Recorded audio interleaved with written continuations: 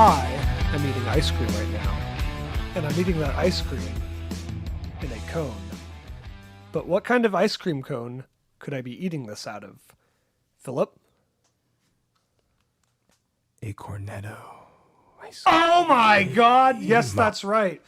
We're talking about Alfred Hitchcock today.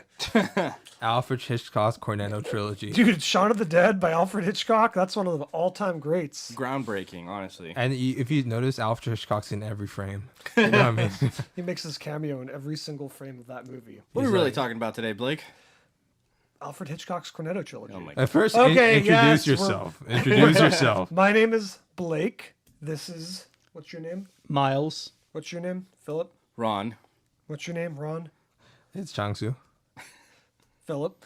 Well, that is actually my name. I know it's actually, I know that's actually your name. Anyways, of course, we're here to talk about the famous Cornetto Trilogy by Edgar Wright, something I'm sure everyone's familiar with, which is, of course, Shaun of the Dead, Hot Fuzz, and The World's End. 3 movies that are kind of a disconnected trilogy. And this is in honor of his upcoming film coming out Last Night in Soho. Which I'm very October excited 29th. for, by the Yes. way, as I think most of us probably are. Looks pretty Except for dope. Miles, because he's fucking lifeless.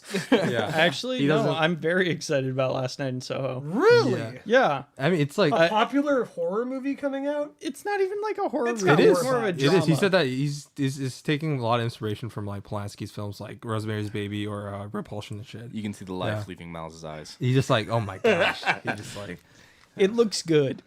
yeah. You should all go watch it. I'm excited. It's definitely going to be From what I've heard is like overall people generally, because critical reviews, people already seen it in festivals, is that they say it's really good, but it's his most divisive one. Because this has the least amount of comedy for it. Yeah, it doesn't yeah. look comedic at all. No. Which I'm kind of interested to see him Yeah. do a movie without comedy. Yeah. And I Goes think so like far out of his element. And 'Cause, I mean, some- obviously he's no stranger to horror, right? Like he's No. definitely, I mean, Shaun of the Dead, At World's End, like Action. action, horror. He's definitely familiar with those elements, but like just no comedy. Like his movies always have that kind of comedic edge to them. Yeah. Even in like Baby Driver, where that's kind of backseat, it's still there and it's very Yeah, it's- present. yeah. So I'm pretty excited to kind of see him try something completely different. That always kind of excites me, and Yeah. I'm hoping he pulls it off. according to I think like the main reviews were just like put off of the fact that it is in comedy. Right, it's just kind of like your favorite like dancer or whatever at the strip club is like no longer like dancing there. You're like, oh, And also, like, because he focuses so hard on, like, visual comedy, what lends himself to his visual storytelling, his style is so much dependent on that. Yeah. And, like, not a bad way at all. I think that's, like, his biggest strength and arguably the best visual comedy Which is why I person think he'll out there. make a good horror movie as well. yeah, Could be, yeah. The best horror movies are very visual reliant. And Unlike some movies. I know, Mr. John Krasinski Oh my god. does not Can we understand just the word not visual. talk about John Krasinski? No. anymore? He I'm should tired have- of hearing We're about He it. should have not contractually made. obligated to bring He him should up have at not least made once Quiet per Place 1 episode. and 2, and he should have left. Yeah, I'm voting. I'm voting for no longer mentioning these John are- We're Krasinski. contractually obligated to bring up John If Krasinski. he as was once an directing this, episode. he would be Simon Pegg's character and Nick Frost's character, You but with the should fast. be like me and have refused to watch Quiet Place 1 or 2. It was our job to. We had to do an episode. Yeah, but who chose to do that as an episode? We did that because it made sense in terms of draws of views and Okay. stuff like that. Yeah, Okay. whatever. Okay. But I do want to say, so the whole thing with Last Night in Soho, I think that Edgar Wright can accomplish it well because a lot of his comedy, everybody talks about his visual comedy, but a lot of his comedy is actually accomplished also through witty banter. And I Yeah. think that wit and that skill of writing well will come through. Well, it's a very heavily. combination of the Yeah. two. I mean, he is really good at like visually showing you what's kind of funny, which is I've always said is like the best type of comedy. Yeah. Because I don't know, I feel like a lot of comedies, it's funny he's going to horror because I think horror suffers from the same problems that comedies do, where they just get lazy. Studios are like, I don't know, slap some shit together and we'll make a lot of money. Yeah. Don't really have to try. So I think I don't know. He definitely like. There's a lot of shitty comedy movies out there because people just rely on like just bad writing and people laugh for It's some like, hey, reason. guess what? Everyone's just gonna be ad-libbing for the next 30 minutes. It's like, Which can okay. work sometimes, but a lot of Yeah. these studios don't even put the effort to get good ad-libbing. Yeah. It just comes off as like, I don't know, just Lazy. cringeworthy, basically. No, I don't really like ad-libbing at all, unless it's like in few moments. Like there's the obviously amazing one where it's Timely Jones, where Harrison Ford says, I didn't kill your wife in Fugitive, and Tommy Lee Jones like, I don't care. That's still the best ad lib ever. Or like Wolf of Wall Street, a lot of that was ad lib. I don't. Yeah, but that one's like at the controlled ad lib. Like Yeah. he would have shots. He's like, these are the points that you have to hit, and the camera's gonna follow you. Yeah, So- and then when it comes to like comedy ad libbing, again, you have to have those like strong comedic actors that can actually pull it off and make it funny. Like I think that's where like someone like Seth Rogen or like Jonah Hill and that crew, like they've had good moments where it's like it works really well with the ad-libbing comedy, and then they've had those movies where it doesn't work, and they just rely too heavily on it, and it's like, okay, it's lazy. Yeah, it comes off as lazy. Like what is it? Not the World's End. Oh no, it's what's it? This is the end. This is the end. Like So I thought most of it lazy. was pretty funny, but like there were way too many scenes where I was like, okay, this scene is really lingering here. You mean like the jerk off scene between James Franco? yeah, that was and ultimately the dude. breaking moment for me. I was like, okay, this is like officially just like run its course. Like I don't And care. I think it's when it so comes lazy down to shots a too. lot It's of just the like shot, reverse shot, because that's Yeah. all they could do for ad libs. Yeah. You can't plan anything out. No. Well, I think at the end of the day, what it comes down to is having distinctive voices for each of your characters in a comedy. Because in comedy, it tends to blend together. It feels like in shitty comedies, people saying things because it's like, oh, who are we going to give this joke to?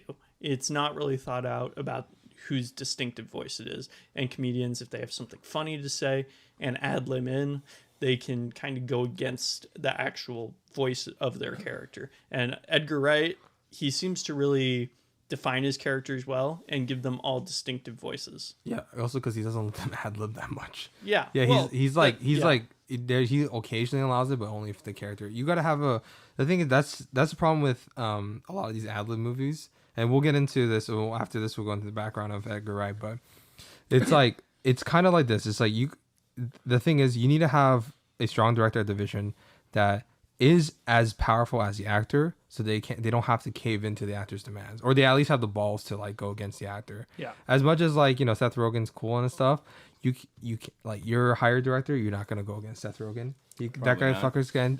I mean, he's a nice guy. I don't think he would, but he could technically end your career. If there's too many creative disagreements, you'll be difficult to work at. But if let's say Seth Rogen's in a Edgar Wright film, you bet your ass Seth Rogen's gonna sit his ass down and do whatever the fuck he says. He's not. Seth Rogen tries to laugh, and Edgar's like, not now, not that laugh, not that fucking laugh. You can do that 3 pages later. Okay, that makes sense there. Okay, bitch. Yeah, it's Yeah. like I Seth think Rogen's that's what not even that funny. I mostly disagree. like Seth Rogen. I think he's just he has to be utilized correctly. That's the Yeah. big thing, and I think he can't just be left to his own devices, because then sometimes that's where you spiral out of like that control. Because like I think he can be used really well, and I think he is actually very talented, and he's very No, I I think he's want to see talented him and stuff. utilized by an interesting director. Like I'd love to see him in like a Tarantino movie. No, or actually, something. I think he was. Have you guys seen Steve Jobs? I was gonna Directed say by Danny Jobs is Boyle. probably his- Oh, Yeah, he was that's right. fantastic. He was That was fantastic. best You're He right. was fantastic. performances, Yeah, that was his. Danny Boyle was like, you can't laugh. I mean, that's what You like can't laugh. that's like what like Jonah Hill from like his Yeah, Jump Jonah to Hill's a Wall great Street Dude, and example. stuff. two-time Academy Award nominee Jonah Hill. Yeah, and who would have thought of that after like Superbad? Like Yeah, exactly. It was like, You dude, don't, you got. don't you dare insult my no, secret. Yeah. I'm No, not saying Super- that in a derogatory I know, sense I know, at all. I know what Yeah. you're I love saying. I'm Superbad. kidding. I Do- really do you like wanna know Superbad. A why? little overrated in my opinion, but it's really good. It's really Because good. they aren't funny people. They aren't good comedians. I Well, disagree they're with good that. actors. They're good actors in dramas. They're No, good I think they're actors, better but they comedians aren't than actors. comedians. I disagree with that. They're better that's- comedians Yeah, I than would agree actors. with Yeah, I completely Yeah, disagree. they're better comedians than They're good at actors. being funny. That's like their Yeah. entire They aren't job. funny though. It's stupid. It's They're I funny think that they sometimes. don't always Fucking try. sometimes. I agree they don't always come off as funny, but that's what I mean. Like a good director will make it work. Yeah. Or will have control on his set. And it's like, or- I mean, going back to like Superbad, like I feel like that was Yeah, that's a so good well example. written. It was a great structure. I mean, Seth Rogen wrote that script like And they Yeah, also it was also set like a up- personal They story also for him. set up these Yeah. characters to have good dynamics that would work in that scenario too, Yeah. Yeah. as opposed to like it not working. and Yeah, someone and I like forgot the Michael Cera, who is like he plays such a great straight man and everything Yeah. else, who lends himself really well to stuff Scott like Pilgrim. Edgar Wright Yeah, and Scott Scott Pilgrim in the World, like First of the World. He hits those comedic beats so well. Yeah, Edgar And- Wright's like, okay, yeah. I know you like to wander in your scenes because he does that a lot in like in either Superbad, like he just walks and kind of paces and shit because he's ad libbing. Edgar Wright's like, you can't walk. You can only step 2 steps right now because the camera's gonna look good. Are you gonna do that, Michael Cera, or are you gonna bitch down, do what I say? Yeah, Michael and Cera's that like, goes yeah, in, that goes good. into how Edgar Wright works so well. Michael 'cause Cera also he- works good in serious roles. Oh yeah. Really Sometimes, yeah. quick side tangent. Have you seen Molly's Game? Speaking of, Yes. Yes. Oh Yeah, yes, he's really good at he that. was good That's there. a good movie. Yeah. Because Aaron Sorkin. Yeah. Aaron Sorkin. Yeah. Like so, you just need a director with like the balls to go. Okay, let's Let's get get back on let's get track. back onto this. Okay, so Speaking of- brief background on Edgar Wright, because this is kind of technically an Edgar Wright Cornetto episode. So ever since he grew up in Wells in Somerset, which is the inspiration for the what's it called? Essentially, The small town at World's End. yeah, no for well that too, but actually like there's a lot of inspiration that also for Hot Fuzz in some ways. Oh. Yeah, but some ways it's not. It's more for World's End, but there is some inspiration for that for Hot Fuzz, and then he made a many, and that's like one of my favorite traits of good directors. They use a lot of personal elements to make each film personal in a way, and only he could have made this. He made many Super 8 short films as a kid, like basically begged his parents, like, give me a fucking Super 8 camera. And they're like, of course, Edgar Wright, you can do this. And then he would make comedic pieces or parodies of popular film genres you watched as a kid, whether it be, watched a lot of shit like martial arts, horror, westerns and stuff like that. His first Are you feature telling film. me this guy has a wide palette for movies? Yeah, dude, it's like That Neon was Demon. sarcastic. Yeah, Neon Demon was one of his movies. He said you have to watch before you die or something, which is interesting. Smart man. Like I said, and his first directorial feature was a super indie film. Probably sold like a car or something to make it. A Fistful of Fingers. It's super ridiculous. But it's like you see him having fun, and you see like the early traits of him. That you see that thing, you're like, that guy has a voice. Kind of like Wes Anderson. If Yeah. you've seen any of his shorts, you're like, this has a very particular vision. You might not OG like it. Bottle Rocket short. Yes, It's pretty like much. 20 minutes or so. And then you could tell like very distinctive style, very thing. He has a particular voice that no one else could do, and those are usually the best ones, right? The ones that to look out for. Unlike the Seth Rogen directors. I'm just kidding. Seth Rogen's fine, honestly. I think he's actually a cool guy. You've met him. What's it called? Well, I'm based on like some of the like interviews, and I saw he was on Corridor Crew recently, reacting to VFX. Oh, really? Yeah, and after that, he worked on several BBC programming, such as Isabel Bailey and Merry Go Round and shit like that. But this is where his career went to high gear. He worked with Simon Pegg for the first time for a 1996 comedy Asylum, and after that, Simon Pegg's like, "Ooh, this guy's like he's something." My fingers are tingling. My butt's tingling too. My butt's shaking for this guy. So what happened is, Simon Pegg was he was working on a show with Jessica Hines, who plays what's it called, the ex-girlfriend / friend in Shaun of the Dead. And he approached Edgar Wright saying, "Can you direct all the episodes?" And Edgar Wright, "Sure, but I have to make it my own. I have to do my visual style." And instead of shooting a classic sitcom multi-camera, and just having a shot reverse shot, he had like dollies, he had zooms, he had steady cams and stuff like that, and all these shots Oh my like God, you're saying he's a filmmaker. Exactly, yeah, he's actually like using visual storytelling, which is crazy. Everyone's like, whoa, you could do that in wouldn't have sitcoms? thought? Almost as Yeah. good as 2016's Office Christmas Party. Oh my God, dude, The Office, fuck. I'm not even getting into that. I'm gonna piss off all the Office fans. Oh, it's not about the movie Office Christmas Party. Oh, isn't okay? I thought you were talking about the actual like. No, it's Christmas just Party like some episodes. I was just bullshit named, I just studio named comedy. some random fucking Yeah. studio comedy. Damn, what's that? Sounds so Identity Thief. Oh yeah, I know what you're talking Anyway. about. All right, and then the success of Space gave him the opportunity Horrible Bosses 7. to make and direct Shaun of the Dead with Simon Pegg, and what's it called, to the point where like it got full financing, not a huge budget, but and you got free extras because this space community, every single extra in the almost every single extra in Shaun of the Dead was from our space fans. They did it for free, long hours. Yeah. Thank you. What's it called? Which is another thing like I like about Edgar Wright is that like all of his extras stand out. They all have characters on themselves. Like they feel like a real living, breathing town and Kind of like community. Sam Raimi, how he does it a lot. Yeah, it's like all these people. They seem like they're like they are their own lives. Yeah. It's cool. I love that. And it comes like I know it's important for Shaun of the Dead because you see their reoccurring faces, but even more so when he gets like Hot Fuzz, when it's like Oh yeah. yeah, like and you the have to, entire especially town because the comes town is a alive. character. Yeah, like Yeah, the yeah. whole town. And he has, like I said, huge attention to detail. Like he's storyboards the fuck out of his films. Like every extra, like he pays attention to their clothes, their color palette, and Yeah. stuff like that. They And have that's good. Very specific behaviors and mannerisms that they do. It's great. And his films, what's called Hollywood, they're not high budget. You know why? Because he takes plan to do his shit. They don't shoot over long hours. They do exactly. He does this ahead of time. Please, people, think about your crew members. Yeah. Like plan your shit out. Have a shot list, please. It's not that hard. Don't be. I mean, I get it. Scorsese's cool. He's the only one that could do this. That has no shot list. All right. So before we get into this, what is everyone's familiarity with Edgar Wright films, and what are your favorites outside of the Cornetto Trilogy? I've seen all of his movies. I know I'm gonna get a lot of slack for this, but I really, really like Baby Driver. I know it's like his most recent, but I don't know. It's really good. I think it's incredibly. Okay. I like it too. It's like this really pretty, like, homage-y thing. You know what I mean? Yeah. It's fun. It's got like that old kind of Hollywood like style to it. It's very. It's over. It gets like really stylized in the last like 20 minutes or so. Yeah, I've heard a really good. I mean, even though it's not really a Bonnie and Clyde film, but someone in a review said this is like closest we'll get to Bonnie and Clyde the musical. And I'm like, I can kind of see that. Yeah. I like it a lot. So I'd say that that's probably my favorite outside of the Cornetto. Yeah. What about you, Miles? I've seen all of his movies except for Spaced. So. Oh shit! I haven't seen Space. Yeah. How dare you? Which early work, I didn't even really think about it, but yeah, I really liked Scott Pilgrim and Baby Driver. I thought those movies were really good. The most recent one that I finally watched was World's End. Yeah. Oh, we're talking about what's your favorite outside of the the Cornetto trilogy. So you have to choose between the two. Okay. Baby Outside? Driver or Scott Pilgrim. I would probably have to say that's a tough one. I was thinking You're about looking at this your own earlier. notes. Yeah, I know. So Scott Pilgrim, I would say. All right. Mr. It's Pilgrim. hard. Yeah. What about you? What about you? I got introduced to him with Shaun of the Dead. I've seen all of them except for Spaced, right? It's like I liked Baby Driver. I didn't love it. I was honestly a little disappointed by it when I first saw it. Oh, really? But- I thought when we watched it, you seemed pretty high on it afterwards. I liked it, but it didn't nearly stick with me as much as like any of his other movies, except maybe one I'll talk about, which I might put below it. But You're gonna be cornered on that one. I can already tell. But Scott Pilgrim vs. the World, easily like my favorite outside of the Cornetto trilogy. I absolutely love it. I think it takes all of his best elements that he does so well, from the writing, the visual style, the comedy, the music, everything, and amps it way up to 11. It's over the top. It's ridiculous. It's so much fun. It's something I can watch pretty much any Yes, time. I I've agree. watched it like probably too many times at this point.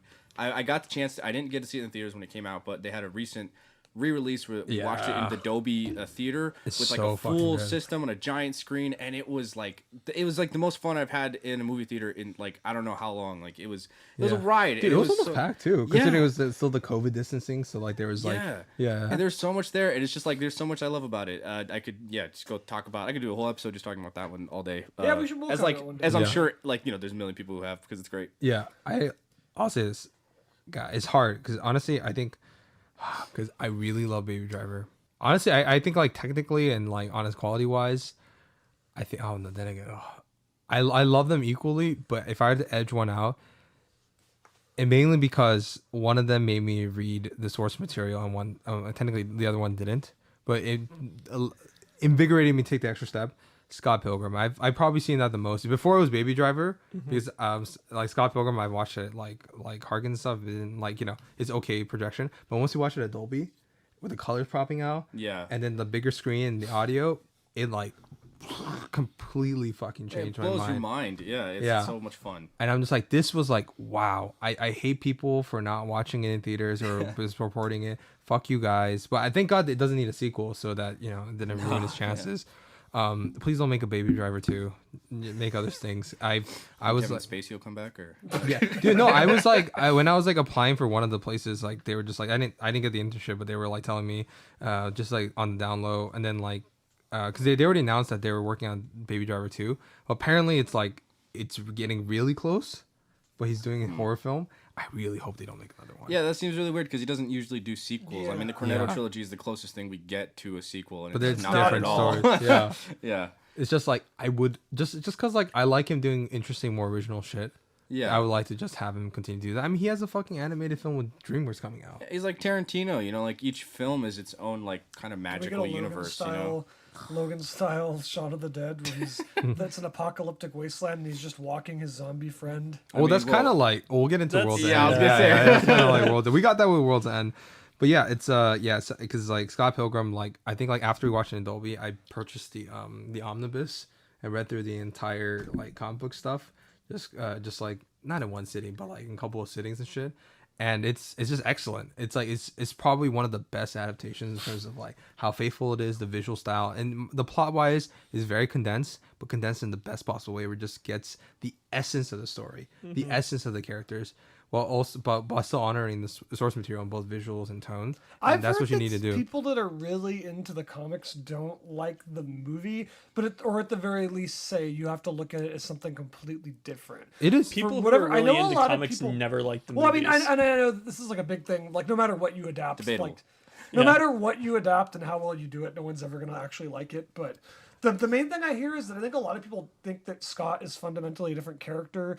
I don't care either way. I like the movie, and I'm probably never going to. And there's two endings to it as well. There's the one where he goes back with was it Needles or not Knives? Needles? Knives, Needles. Needles. I think you love the movie. There's the one where he goes back to with Knives, or the one where he goes with Ramona, and it's like it just makes so much more sense that he goes with Ramona, not Honestly, not bro, Needles. Knives stand right here. No, I love Knives, and I like Knives is Knives great, more. yeah. But then I think like just because it would, I understand that because like the whole purpose was to get Ramona. Yeah, and Everyone it's did like not it would to just do- make no fucking sense for him to be like, you know what, turn around, I'm gonna go with Knives, Yeah. even though she's underaged. And, Oh, well, the reason why and like quick aside for Scott Pilgrim, the reason why that happened is because he finished the script before the series ended because he had an idea.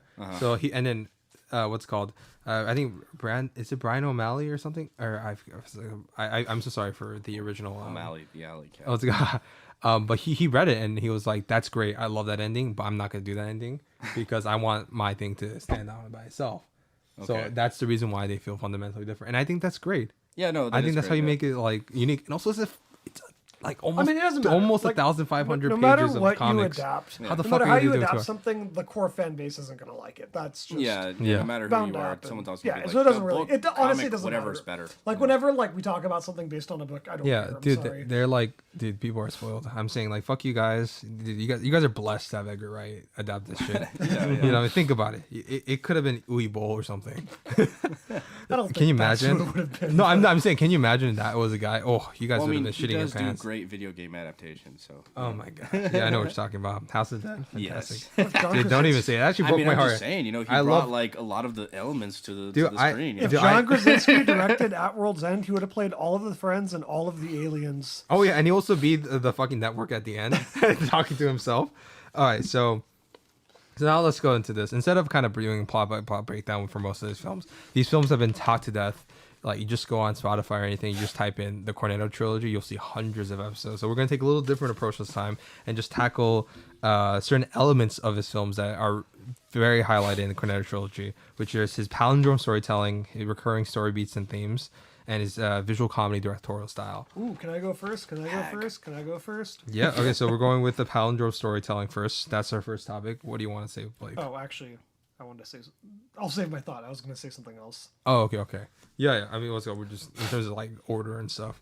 All right, so one of the things that I'm surprised a lot of directors don't do, because I just think this is just very good storytelling, especially if it's anything mystery related or anything, anything mystery related at all, because all of his films have some level of mystery element to it, right? Yeah. That you need to know your ending before you even write the beginning, and and you do need to have proper setup for everything, regardless of whether it's surprising or not.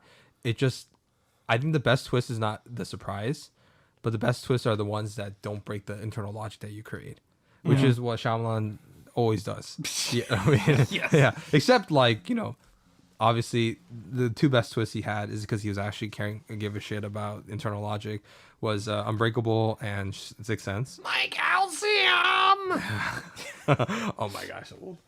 What's it called? Yeah, it's like the best twist. I think also just they improve on rewatch. Exactly. Like, it demands you rewatch it again, and you can For see the it through a completely details, different the lens. devil of the details. And you see like, oh shit, all this stuff like unfolds, and not movies that just break it on rewatch. You're like, I can't even watch it now. They're just Doesn't thinking make of shit fucking on the sense. go. Yeah. So that's how- like I said, people, don't waste everybody's time. It's a multi-million-dollar production. Fucking have a shot list and plan your shit out. Fuck. Anybody Dude. remember when Ghost Whisperer ripped off the Sixth Sense? Oh my gosh. All right, so Like, the Jennifer reason why they Love don't Hewitt. have a shot list for a lot of these big productions is that they want to shoot as much stuff as possible because they And that's know why that I it's should. all going to get recut in the editing room at the end anyways, and it's not going to be the film that they intended when they started out. Exactly. They just shouldn't make it. Because- And unless you're Werner Herzog, who believes that storyboards are for cowards. I you know, remember we that. can't all Dude, be. But he's Werner. one of the few guys because he makes he makes interesting shit, and also he doesn't do it because it's like what's it called? And also he's kind of a dick, not gonna lie, in terms of filmmaking. But it's like because he has a unique, like always unique takes on it, and it's also for creatively ambitious shit. Yeah, it's Yeah. like there. I can see that there's very specific reasons why sometimes you don't need to shot list a movie or storyboard it out and have things planned. But it's like it's very very small. specific. Yeah, very small percentage of filmmakers who are capable of doing something like that, and you have to have a shitload of experience and like that good mind's eye to understand You how have to learn everything's the going to rules work. before you can break them. Exactly. Yeah. That's the ultimate thing. Right? Yes. And sometimes you just have to follow the rules. Yeah. Yeah, just like don't be a dick to your crew. What's it called? Okay, so and that's why I appreciate him so much. Okay, so let's go with the palindrome storytelling and like how he does foreshadowing. And one of the best things I think he does, even in his first film, you just show like the level of promise and talent that he had was Shawn of the Dead, where it's like, one of the things I learned in the commentary is like I didn't notice this my first time watching it, but once I was hearing him just talk about it, is that he took a lot of inspiration from. So surprisingly, you'll see in another film that it takes inspiration from this one too. Besides the obvious Night of the Living Dead, Dawn of the Dead, he took inspiration from Invasion of the Body Snatchers. And the reason why is because in that movie, if you watch it, there's always something happening in the background that kind of foreshadows what they're happening to. And there's some palindrome storytelling in that too. It's a fantastic. Watch both films. The Donald Sutherland one, iconic, 1978, right? What's it called? Do not watch the Daniel Craig one. That one's shit.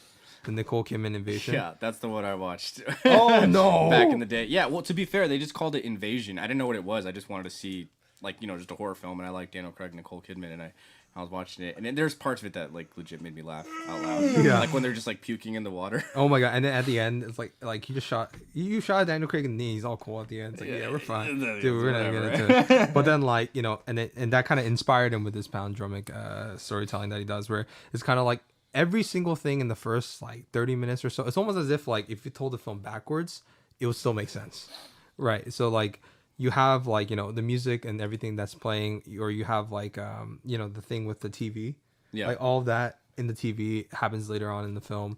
Ed.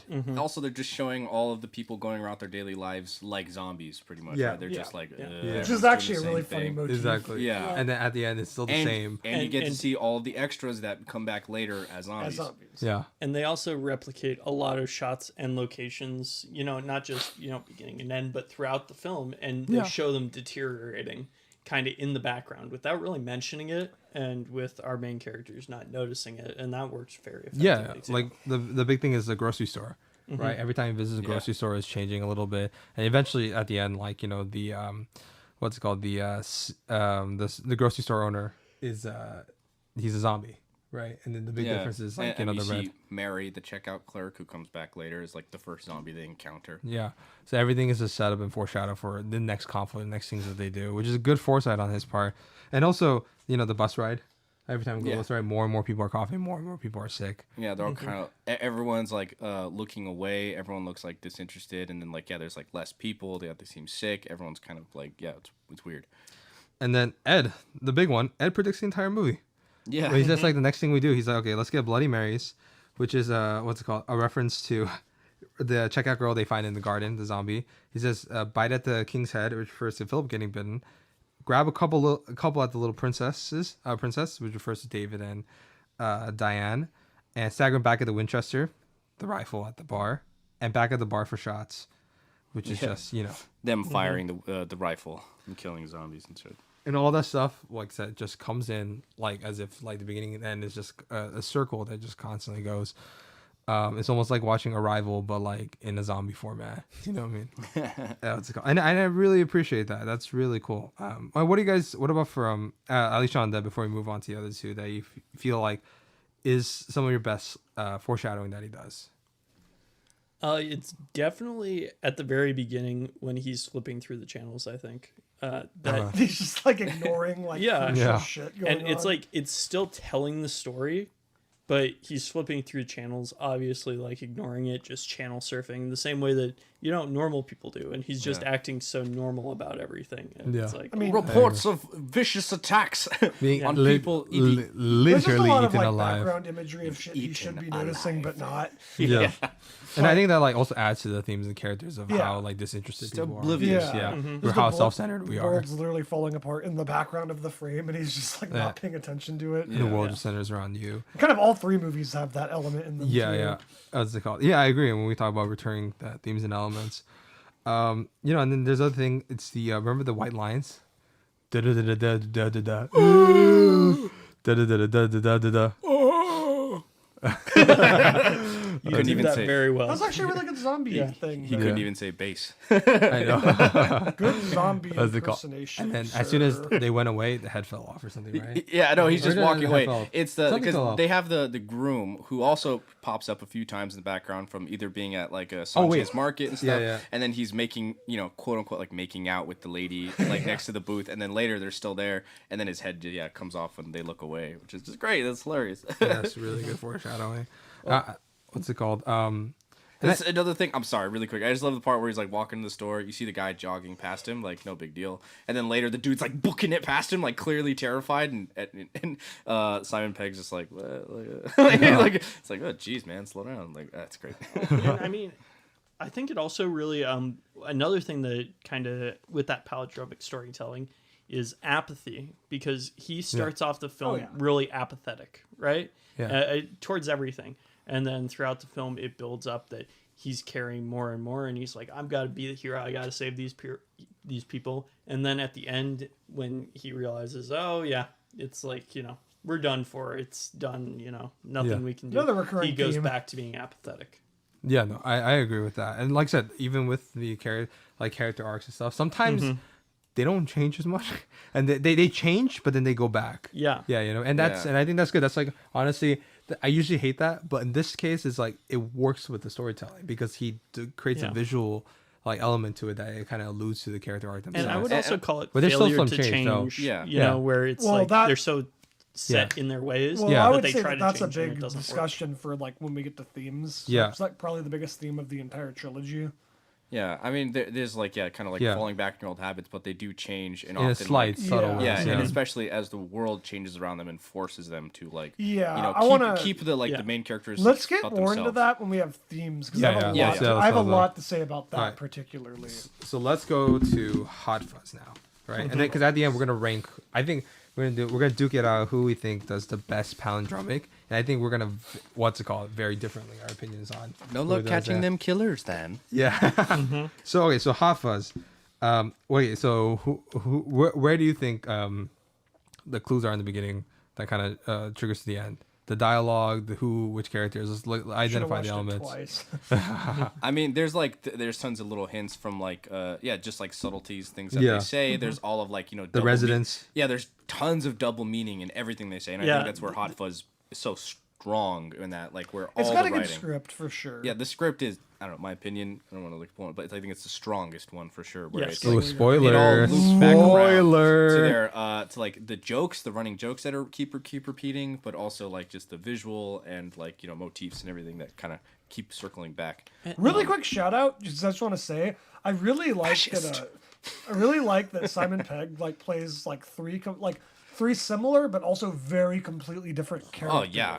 Yeah. Like they all three of his characters kind of suffer from like the fundamental same problem, but they're all very different people. Like I Yes. remember I watched Shaun of the Dead first. I watched it like a million times before Hot Fuzz came out, and then I saw Hot Fuzz, and then I watched it, and it was like so jarring seeing Simon Pegg being like a I would say, completely different Yeah. person. in the order So- of the movies, like slacker, stubborn, loser. You know what I mean? Yeah. Yeah. And they all kind of suffer from the same problem, which we'll get into, but yeah, I was actually like rewatching all this. It's really like impressive like how well he can just bounce into another character. Yeah, and the same also goes for Oh, what's yeah, his yeah, name? Nick Frost. Nick Yes, Nick Frost. Frost. Yeah, his- Especially in At World's End, where he's Oh like, yeah. I think completely my different. favorite performance of the 'Cause, three. I mean, he honestly. plays like an idiot in both like Hot Fuzz and in yeah. but also Shaun of the very Dead. different kinds. Very of Yeah, idiots. different kinds kind. of He's idiots, yes. like in In the Hot first Fuzz. one, he's like an overconfident, brash, bro idiot, but in Hot Fuzz, he plays like the lovable, goofy idiot. yeah, who's like Yeah. very earnest and like actually really does just care. Constable, that's his name, right? Yeah, no. Danny Butterman is Ed. It was the second one. His first one is Ed. Second one is you and your monkey.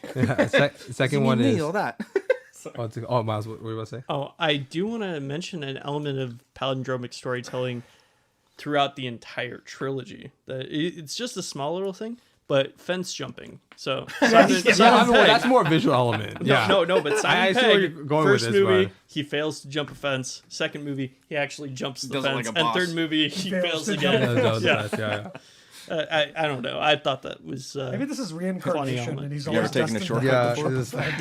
Yeah. Dude, what's it called? I'm glad that it. I'm glad that we got the 3 films that we have. Why wasn't this the Fence trilogy? But, but it's kind of like part of me is like almost sad that the Cornetto Trilogy came to an end, because that was like, for me, such a big part of my childhood. Watching Shaun of the Dead, Hot Fuzz, and then World's End, just like Yeah. waiting, anticipating for each one. Too bad it ends. Oh, we're gonna talk about it. We'll talk about it. We'll talk about when we get into violent disagreements. Yeah. You know what I mean? Okay. So Hot Fuzz. Yeah, we have the residents. With the dialogue, they're kind of referring to like the final battle, what they're doing, or hinting at the plot twist. Yeah. The recurring jokes. The landmine or the giant illegal weapon cache. Jugglers. You know what's it called? And all the dead bodies that NWA has. Yeah. Well, I do like how they say very innocuous things in a very like strange ways that makes you think like Yeah. Like it's got a lot of like that kind of like Stepford Wives kind of like, Yes. Oh wait, no. I think element to it. the Stepford Wife is element is a little bit more prevalent in World's End. Yeah, no, I The- agree. the- I agree. But just like, got that, a like- lot of that there is like that facade of like, you know, A normal town. Yeah, normal, beautiful Yeah. town. It's like a little too normal. Like, Yeah, it's something's like, happening. Kind of Something's just like weird. a lot of like mystery shit where you go to a town and like everyone's in on something. Yeah, it's like Yeah. I think everyone's like kind of gone to a small town sometimes, so you just feel weird and out of place. Like everyone here seems to have this kind of like hive mind mentality. It's just like it's kind of off-putting, but like, you know, it's whatever. You kind of just drive through and you don't really give it a second glance. But I love that you like, you know, you sit there and you really get to like under the nitty gritty, and like the like kind of reminds me of like was it like Blue Velvet? Or no, Yeah. the Blue Velvet, yeah, yeah. like that same thing where it's like all these horrors. Very different movies. Yeah, very different, but still like those horrors that exist in these like suburban small towns. Yeah. It's yeah. But anyway, no, I love that this one also takes a lot of influence, obviously very much from what's it called, like just the Point Break and the Bad Boys shit, and like it's pretty low key. Yeah, Like at first you get that like action element, you know, especially getting introduced to Sergeant Angel.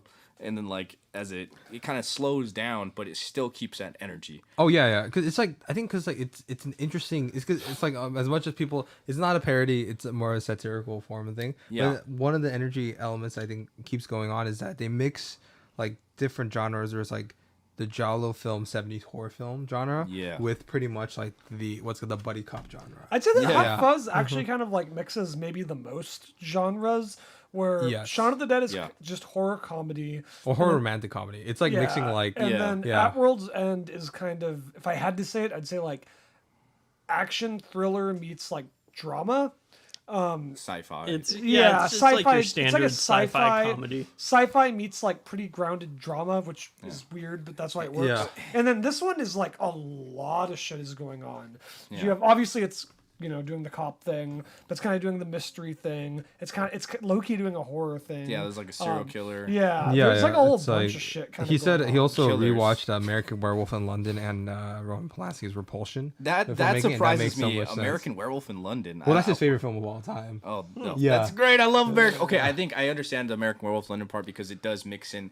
It's a horror comedy, which I Yeah, think a lot of and there's people a lot of different forget. elements. That it's like, yeah, it's really funny, but also it's horrifying, and especially those horrifying elements are often presented in a comedic manner, but it doesn't undermine the horror. You know? Yeah. It's great. Yeah.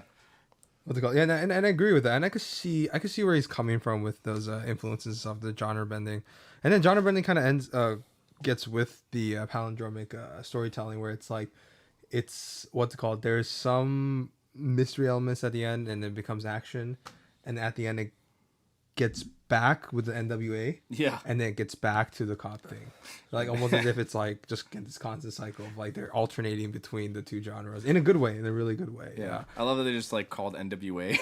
Yeah, I know. I think it was on purpose. I think it Yeah, really was. I'm positive it was on purpose. He's such a huge music buff too. Yeah, so which like, is just so funny. It's like, again, these people have no idea. Neighborhood Watch Association. Come on, we all know what it's referring to. You know what I mean?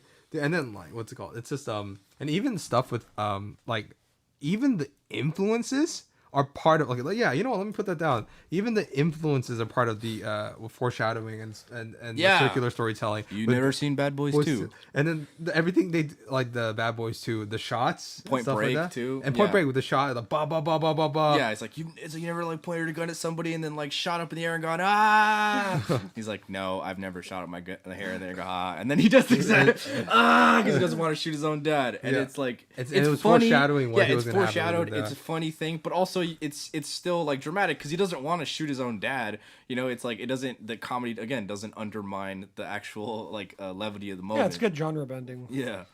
And even like what's called Police Story 3 Super Cop. I don't know if you guys ever seen that, but like in terms of like the stunts and how the movie it's already pretty heightened as it is, but it gets really heightened in the last 10-20 minutes. Yeah, just like this film. It's like it's kind of very, like, you know, murder mystery looking, occasional one running element where he's trying to like what's called run after the guy in the purple jacket who's stealing, you know, the grocery stuff. Yeah, shoplifter.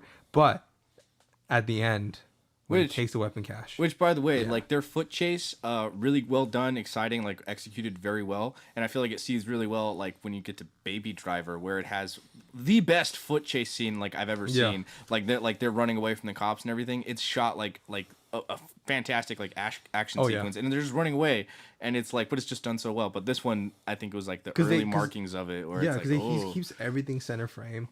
And and then it's like the cars and stuff like that. The stunts are completely visible and like understandable. Like it's legible. Yeah, it's good. And I totally forgot to mention this. The Sanford is filmed in Wright's hometown, Somerset. Oh, yeah, nice. There's a personal element to it. Yeah, so he knows like the town like the back of his hand. Yeah, so he probably knows. Like, he knows everyone from Aaron Aronson. It happened in Edgar Wright's town that he has to keep making movies about it where terrible things happen. And it's interesting, you know. I mean, like, 'cause it's like I'm not from Somerset, so it's nice to see, you know, what's it called, like that town. It looks better than Diamond Bar. I was just like, oh my god, I should make a trilogy about Diamond Bar.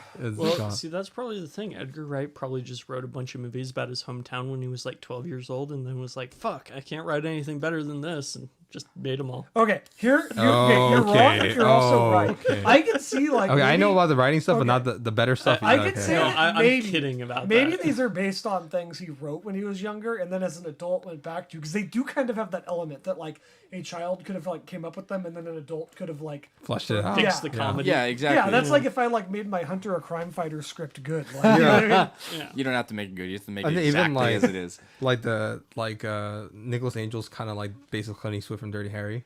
Yeah. Like, way more extreme with paperwork and shit.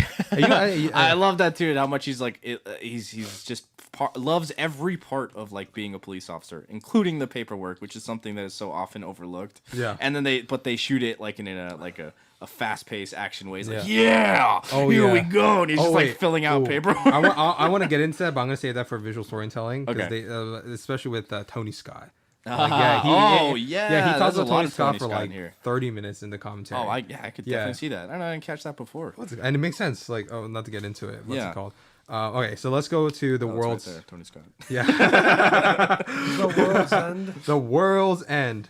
Some people's favorite of the trilogy and some people's least favorite. It's very some people are wrong. polarizing. It's definitely the most Yeah. divisive of the three. Yeah, what's it called? And because I think it's definitely, Someone's gonna get cornered later. and I think it's definitely because it definitely takes some of the most risks. I think. You know what Yeah, I mean? it's maybe the weirdest one. It gets real fucking weird. Which Yeah. I Did we watch that like. in theaters together? No, I don't believe so. That was 2013. Oh wait, 2013. No, this is before we met. Right? Yeah, this I watched this one on my I own. saw this one in theaters. Yeah. What's it called? Okay, so let's talk about The World's End. One of the most divisive films in this trilogy. It's not that divisive. I mean, it's any other director's best film, honestly. Yeah. But okay, so Or one of their best, maybe. You know. Oh, my. it's. I won't say anything because I don't want to spoil, even though Blake spoiled it already. In my opinion. I didn't spoil anything. People can make assumptions. Okay, so so the World's End though, I think if any, this is I think in terms of directing, his most palindromic level of storytelling that he does.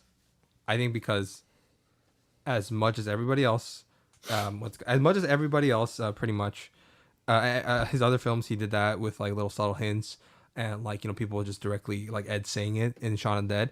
This one he visually tells you the entire movie with with Gary King talking about how he tried to do the Golden Mile with his friends, and if you look at the entire film, that's exactly what happened. And also the names of the pubs are exactly what happens in the film and stuff like that. And this is like filmmaking and writing to the next level in terms of how well thought out in terms of planning and stuff like that. Whether you agree or not you like this film, you gotta admit like this did take a lot of foresight and planning on this part. And I think all his films too. Yeah. Especially this one. Yeah, come on. You gotta leave. Whether you like this film, I'll put it up there on the level. Yes, in terms of like forethought and writing and everything else. Okay, and maybe visual comedy. Regardless of like with writing quality, you gotta admit that he at least thought about this film the most in terms of planning. This is the most planned out film. Whether or not you like it. Really? You don't think it's the most planned out film? I don't know. I Hot feel like Fuzz. Hot Fuzz. Yeah. Think about Hot Fuzz always seemed like the most planned out. Yeah. You really don't think this is most planned out? Literally, it's like it's broken down to 12 parts. No, And they literally and they literally tell you almost like it's the most structured. Okay, Yeah. so the concept goes, okay, we got these guys who are coming back to their college town to do a bar crawl because there's one guy who can't get over how Past. great he was in college, Yeah. right? Okay. And then you High say, school, okay, it's not there's 12 bars, right? And then that's your core concept for the story. And then you throw in, there's a space element, and then you just throw in the build. So I don't necessarily say that it's the most planned out. Yeah, it is. It's a very linear story. Because it's planned out as a linear story. Wait, But yes. I think okay. Wait, how does it being linear mean it's not planned out? it's just That's natural like, progression. Like it feels yeah, it's like natural it naturally. progression because he planned it out. What's it called? That's the whole point. That's how you make it feel natural, right? I would just say in terms of like the reason why I argue that Hot Fuzz I think works better at least in the terms of like planning it out. I'm and not even everything. talking about what works better now. I'm just in terms of actual like how much like you could do all the planning you want, it still come out shit. But in terms of the most like actual planning. Yeah, just like most items on the list. I feel like, look, no offense to Edgar Wright here, but I feel like he could have written out the whole story and then come up with the names of the pubs afterwards. Exactly. That's that's what I'm trying to say. What's it called? No, but he purposely went out with the pubs. Like in the commentary. It was like real pubs? Yeah, these are real pubs. Wow, these that's are real fucking pubs. awesome. Yeah, these are real pubs. All right. That definitely Boom. adds an extra. All right, Ronald, you can go. Okay. This right. is not about the quality of the film, just in terms of like how much it was like. All right. Yeah. I submit that like that definitely adds a whole extra element to it that I was not aware One of. of my goal trips is to go to Gloucestershire or something. And do the Golden Mile? Yeah, Golden Mile. But they're not End all up in the close together. Freaking though. hospital, man. I could do the Golden Mile twice. You can do 12 beer. Pints of beer, I right? could drink 12 beers. By the way, I once drank with a mad lad from England who was like from one of these small towns. That dude could drink. Yeah, man. yeah, they're crazy, fucking crazy. Dude, like I met him, he was already 8 beers in. I was like, whoa. I think I could drink 12 beers easy. No, but I mean, he was 8 beers in, and you would not have guessed he was 8 beers in. I'll say that. Yeah. They're I some think- good drinkers. Yeah, it's not for me. It's not. I don't think it's even about like the alcohol, even though my alcohol tolerance isn't like amazing or anything. But I think it's just like how full you get. Yeah, I'm like, Yeah. I don't know if I can physically hold 12. I mean, if it's over a long enough period of time, then sure, I could like piss most of it out. Yeah, I yeah. could drink 12 beers. Yeah, well, I then just again, not eat then again, beforehand. that is what they did. You don't get beforehand, Yeah, you're well, gonna I mean, if it's go to the like if hospital it's just and like need an IV, is man. it pints or is it glasses? It was pints, right? 12 pints of Yeah, beer. it's just Yeah, a Yeah, 12 pints. pints of beer. That's actually doable. Actually, come in yeah, that's pints? doable. That's very doable. Yeah, that's very doable. that's Bro, honestly- college kids do that every fucking weekend. Let's honestly, we used to honestly, do that I was every gonna say we're almost half 30, a Clue man. special episode. You get us to monetizable subscribers, we will record an episode. Fuck yeah, Let's dude. fucking it is, do it it. is. Hey man, yeah. If you really want to get us to go out there and you want to see me get trashed and Please become, do this we'll before record we're this in. 30. I'll be Martin Short's character and I'll Get tap us, out like after get this. us, get us money before we're Martin 30 Short, so you're we talking can about actually Martin do Martin this. Freeman, sorry. Martin Short. Damn, I want to do this. film. Attention audience, do this before we're 30 because I could probably do this now, but I No, can't do this. guarantee. No, not. I this can't is 30. guarantee that we Next can do this. 6 months. next 6 months. I mean, I won't have the money to go, but Well, I mean, that's why we're gonna start a Patreon. Yeah. Anyway, back right. to this. Yeah, Yes, so, I okay. think it's very well planned out. I'll Okay. give it that. Okay. All right. Okay. All right, bye, Ron. Okay. Okay. So now I'm gonna put in my notes pubs. Mic drop. Mic drop. Palindrome. It's just simply the pubs alone. I just feel like everything. Like I said, the pubs they go to, what happens. It literally, like, you know, when you go into the beginning where they went, what happened, the actions, the fights, and the act, like O-Man tapping out after like the 6th pub, Yeah. and then that's what actually happened to O-Man. He got killed and he got replaced. Like I said, like, and even some of the shots repeat from the opening, right? And you have the Yeah. mermaids and stuff like that. And like I said, I think that's just next level shit. Like, he's just furthering his craft, whether you like the film or not. Like, I am at least impressed by the technical aspect of it. Yeah, absolutely. It just felt a little bit boringer than the other ones. It felt boring. like Wait, what? It's Yeah. not. I think in terms of it- like him planning it out. Oh, I'm sorry, Miles. You go. it just felt like there was a huge period in the movie where it was just like building up to getting like the interesting stuff started, because it didn't feel until like they were at like the 6th pub that things really started to go weird. They Well, it's fought. the That was the fourth 4th one. pub. Yeah. They Fourth fought pub? together. The cross Yeah. hands. Yeah. So that's only a third one in. So you're wrong about that. It's not halfway through. wait. What happened at the 4th pub again? It's That's the cross when- hands that's when they when- fought yeah. against the robots. Yeah. What's it called? Okay. What's it called? It's like I spent a lot of time on Yeah. notes. You know what I mean? I know. You know what I mean? I didn't sleep yesterday. Just so I could do the research and got Hey, there. me neither. Got Got 2 hours of sleep last night. What's it called? So, what's it called? Dude, we should be drinking right now. I'm just kidding.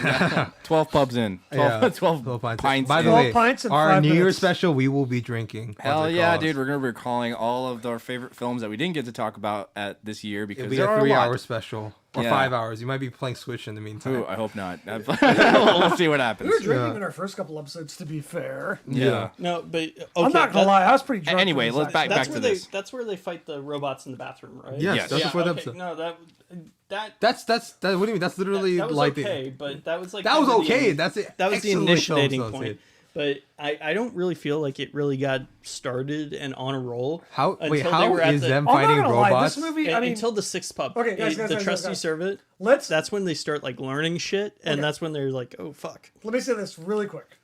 Let me just do an executive decision. How is We it are gonna going work? to talk about this for at least like 30 minutes anyways, because I know that we all have varying opinions on this, and I know me and Philip have very strong opinions on this. Let's let's hash it out and argue about this last, because I know this is going to be an All right. entire Okay. chapter So, of okay. this episode. And okay, let me just kind of go over the palindromic storytelling for this one, which is basically the pubs and Yeah. the Yeah. opening stuff that we talked about. So, you know, the 12 pubs they go to is the first post, the old familiar, the famous cock, the cross hands, the good companions, the trusty servant, the two-headed dog, the saying it like mermaid, the behave, the king's head, the hole in the wall, and the world's end. Hey, that's the name of the Movie. movie. So with each pub, You think it's that was just on purpose? what's it called? It's like whether the name like it hints at what's gonna happen and foreshadows what's gonna happen. Literally within the title or like, you know, even like the sign. It's the first pub. The first post. It was the first pub they go to, and the pub used to be a post office. Yes. And then the second one is Old Familiar, where he tries to reenact his one night stand with Sam, and also when what's it called what's it called? Is it And Steve, her Steven? name was Amber.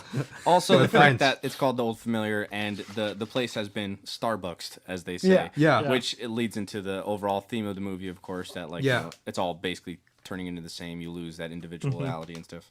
And then what's it called? And Steven also sees Old Familiar Sam, and there's a lot of like multi-layer foreshadowing there, or just like what's gonna happen. And then the famous cock, Gayer King is the famous cock who was barred from the bar for life because of, you know, his I rowdy love that, by behavior. the way. Your band. Yeah, and he tried to puff himself up.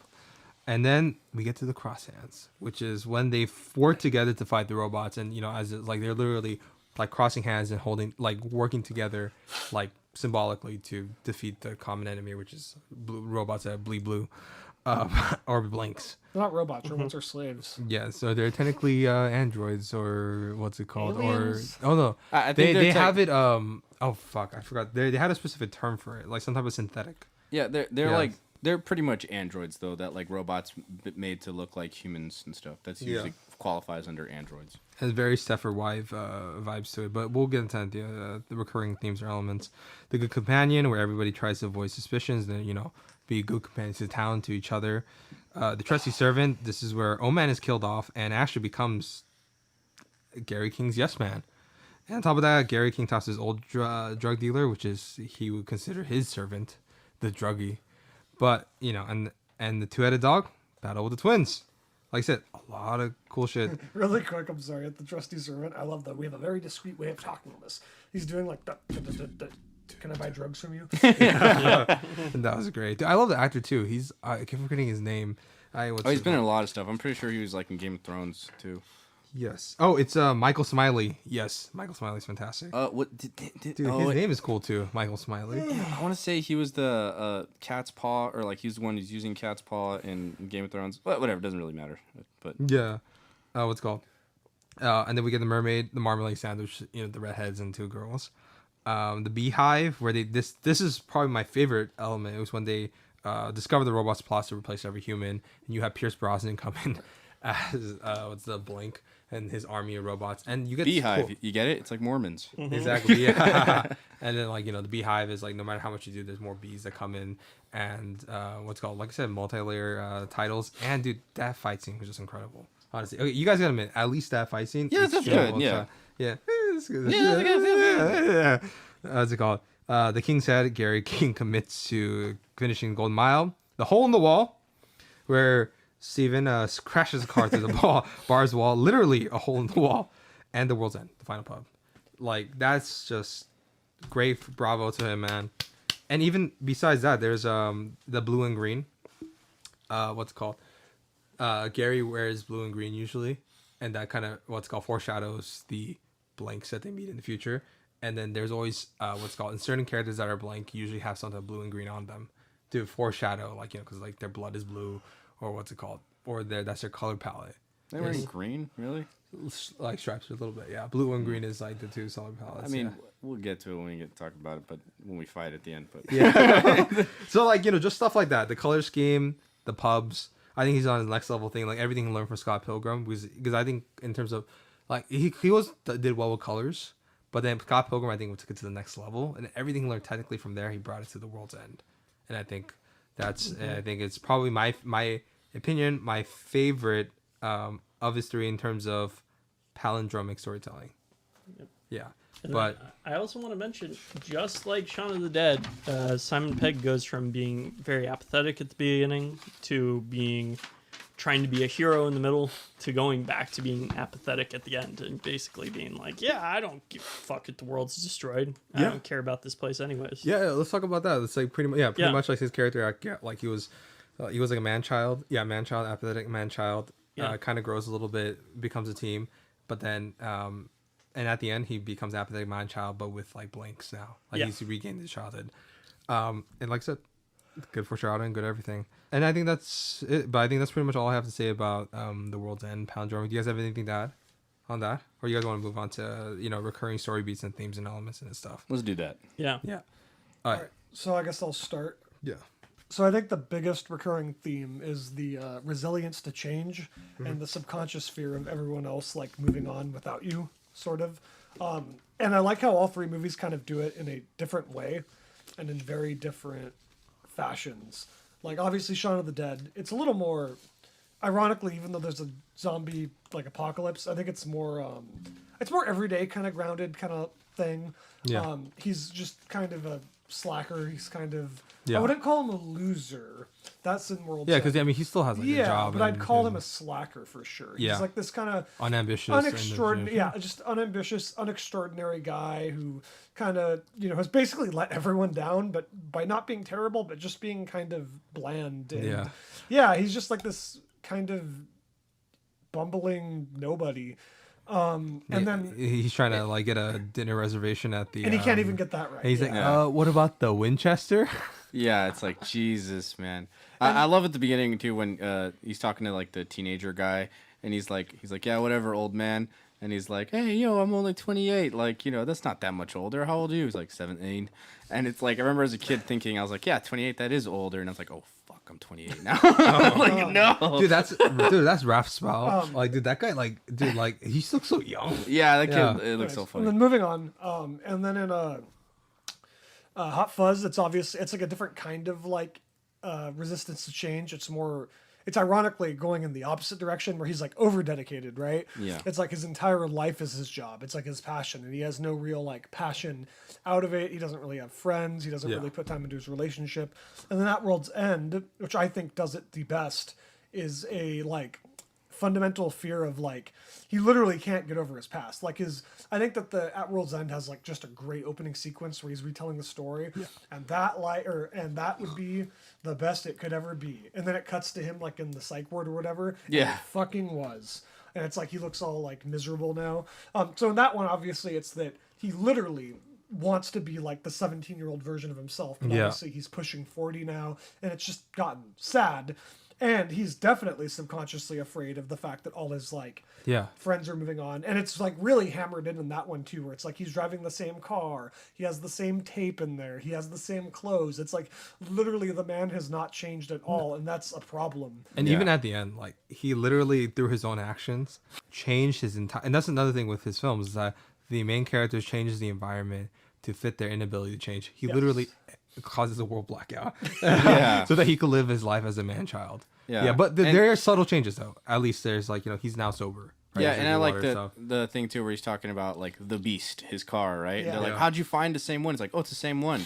I just had to replace this and that and the seats. It's and like the he's engine gone and out of this his and that. way to make sure that he didn't have to let go of that. Yeah, but I think it carries over to the blanks where it's like, oh, it's not the same car even then because it's like he had to replace everything. It's kind of like the what is it? The I know what you're talking about. Ivan's ship. yeah, the ship. Oh, fuck. it's Odysseus' ship. no, Ivan's they ship? talked about this in WandaVision between the Yeah, two it visions was and like stuff. the vision. Like It's if like, you change the planks and stuff like that, is it really the same vessel? There's a word for Yeah. it, but we're blanking. Yeah, and I we're think that's like- blanking on It it. is, unless you take all the parts from the old one and then build a new one out of it. Yeah, well, I mean, Yeah, that's, you're cheating messing there. that yeah, up that's a already, whole but- debate, right? You're kind of 'Cause- cheating, but yeah. No, Yeah. no, that's because that is part of the philosophical argument, Yeah. right? Because what if you subtly replace all the parts, but then you use those parts that originally you used in like to build something else? Which now one's do you the real have, one? Yeah, which one's the real one? Are they both the same thing? Yeah. So I think I like that, especially talking about it, the blanks, where they're like, no, it's not the same person, like just because you copied them, but And it's like changed them. they kind of are, but they're like It's you a- know it's a mere imitation watered and stuff. down version. Yeah. Yeah, like they're like So it's Man is I he know the it's same just like guy? such good deep writing. Right? Yeah, it is. It is. is. I'm not arguing it's not good. He's arguing. We'll get into it later. Ron thinks it's a stupid piece of shit film, and he hates it, and he wishes Edgar Wright would retire because of it. Yeah, exactly. I think another big thing about you want to go first? on top of the resistance to change that Blake was talking about as one of the story elements, is that it's kind of ignoring changes instead of really, on top of the resistance to change. It feels like a lot of his characters, as things change around them and things keep on happening, they're so in their own space and in their own world that they don't really notice what's going on around them. You see that With Shaun of the heavily in Dead. Shaun of the Dead. Yeah. You see that too. She ignores the zombie apocalypse. Yeah. You see that too in Hot Fuzz, where, Simon Pegg just sees crime everywhere. Like with Kate Yeah. Blanchett as his girlfriend. Yeah, And one of the funniest cameos because you don't see her face at all, and like, Yeah. you you would see her never eyes have and guessed. stuff. Yeah, she requested that. Basically, did it for free because she loves Shaun of the Dead. That's awesome. She's like, I watched it 3 times in theaters. Yeah, fuck yeah, that was great. Did they cover her face to not distract you? No, it didn't. But I mean, I could tell it was her just based on the voice. Yeah, I remember like watching it, being like, "Who is that? Like, she sounds really familiar," and then be like, "Oh shit, this Kate Blanchett." That makes so much sense. And even in The World's End, it takes them a while to really notice that their college town has like severely changed. Yeah, because Yeah. they're like, okay, we're just going through our old, steps and stuff. looks like all the same on the outside, Yeah. but Yeah. really where it matters. because they mentioned a couple like something else, but they just keep going. Yeah. Yeah. And that's a good element of him, where it's like they're almost willful ignorance. Yes. On purpose, to live in their own internal fantasy. Well, especially from Gary too. Yeah, and that might be Edgar Wright. He's like, oh, film is dying, Yeah. but I'm gonna enter my own world. I would- also make weird art films. Yeah. I kind of don't even want to talk about At World's End because I know it's just going to spark something again. But I would just say this: I think, in my opinion, At World's End feels the most personal to him. That feels like very much like, For our audio only listeners, Ron had a spasm and was about to stab himself. No, I agree. I do think it is like his most personal. Like you said, like it's his hometown. It does. I think it kind of recalls all reflects his those hometown, elements. yeah. I feel like Edgar Wright at least seems like he's a guy who's very in tune with his like younger self, where he kind of like has a lot of like the fun that a young filmmaker has, and has that like spark of creativity and like just carried it forward, which is just I understand where he'd be coming from. Yeah. Yeah. What's it called? And I agree with that, because it's also like, besides the fact that like maybe he honestly, if you look at his films, like I think if you look at Edgar Wright himself, he's kind of a man child himself. You know what I mean? He's like always like, oh, this is a cool thing, the new thing I want to do. He wanted to make Ant-Man. Not gonna lie, like most like filmmakers that age would probably be like, nah, I want to like do more serious shit. Actually, I'm really sad that he never directed Ant-Man. Yeah. It's a personal loss God, to Marvel at that point. That is like he wanted to have an Ant-Man. Yeah, he literally wanted to have an ant turn into a man or something. Honestly, like that. I would still see it. Yeah, like that would have been so fascinating. I would love to see what the fuck he Sorry, was no thinking, creative what he was gonna directors do. allowed. At least not at that time. And Not that point, Yeah, and yeah. you see the film. Like this is a brief detour, but I think it's Do you relevant. think sorry, really quick? Do you think you watched Guardians of the Galaxy? What the fuck? Probably. Especially the second one. The first one, I think like it had enough It's James standard Gunn. Yeah. enough, But then the second one This is one when it's gets a little weirder. But that was after Best Ant-Man. MCU movie, by the way, but we're not going to argue about it. No, I agree. I agree with you there. I really hope that at some point in the future, like if the MCU kind of go in the direction where it seems to be, where it's trying to get some of those more auteur directors to come in, a lot like Warner Brothers has done, to like mixed success. Like if Edgar Wright would be willing to come back and to actually do something, and hopefully this time they would actually give him more. I have no idea what he would do, but like I would just love to see him do something. Kang and Friends. I feel like something not just copy off like what James Gunn did with the Guardians, but like I'd want to see him do something in space, do something like a character that no one really cares that much about, and just kind of run wild with it. Honestly, Howard the Duck. Yeah, that could actually be- kind of sounds ridiculously awesome. Yeah, that would be I really don't think fun. that's going to happen. No, it's not gonna Sorry. happen. Who but, knows? dude? Yeah. Edgar Wright, Howard the Duck. He may make it for like $50 million. do Did like- they show do- Howard the Duck in Guardians of the No, I'm Galaxy? saying Yeah, dude, he's in He's there. in Avengers Endgame too. I'll Yeah. fight in the battle. Yeah. So weird. But yeah, I think something like that, like a little like 4-part miniseries on like Disney Plus, just Edgar Wright doing whatever he wants because no one really gives a shit about Howard the Duck. Yeah. I'm sure there's some super fans out there. Dude, someone would be like, they broke the lore. But whatever. That'd be fun. What lore? There's There's some guy that is keeping track of it. I guarantee you. Okay, but What, now what do you there's mean? That's like all unlimited. the MCU fans. Are Yeah, no. Now there's unlimited different universes, so they can just say, "Oh, that's no different." They would say that this Yeah, they could. actually. They That would could, say. that could actually. That's the whole Then point they of would What say, If, according but- to this universe, which we'll cover actually. in a future episode. Yeah. But okay, let's get back to this. I think another big theme. I think it's like probably one of his biggest one is I cheated a bit because it was in his commentary in the world, like the World's End. He has a big fear of loss of identity and also losing himself to the collective. And that is persistent in all three films. Yeah, it was the first one was Shawn versus zombies. If he gets bit, he becomes part of the collective zombies. Yeah, zombies have always been used as that kind of like major story. Yeah, Yeah, Right especially element. like what's called it's almost Ayn Rand, but he not as bad as Zack Snyder. who Yeah, I was like, gonna say. super anti-communist like digs and stuff like that. Yeah. Which is like, and it kind of affects his film in his weird way. It's fine. It's whatever. Even Guardians of the Galaxy was like super extreme on that. Even though I like the film. And then you have the NWA with Nicholas Angel. Like they try to recruit him or just get him to the greater good. Exactly, the greater good, and they constantly the greater good.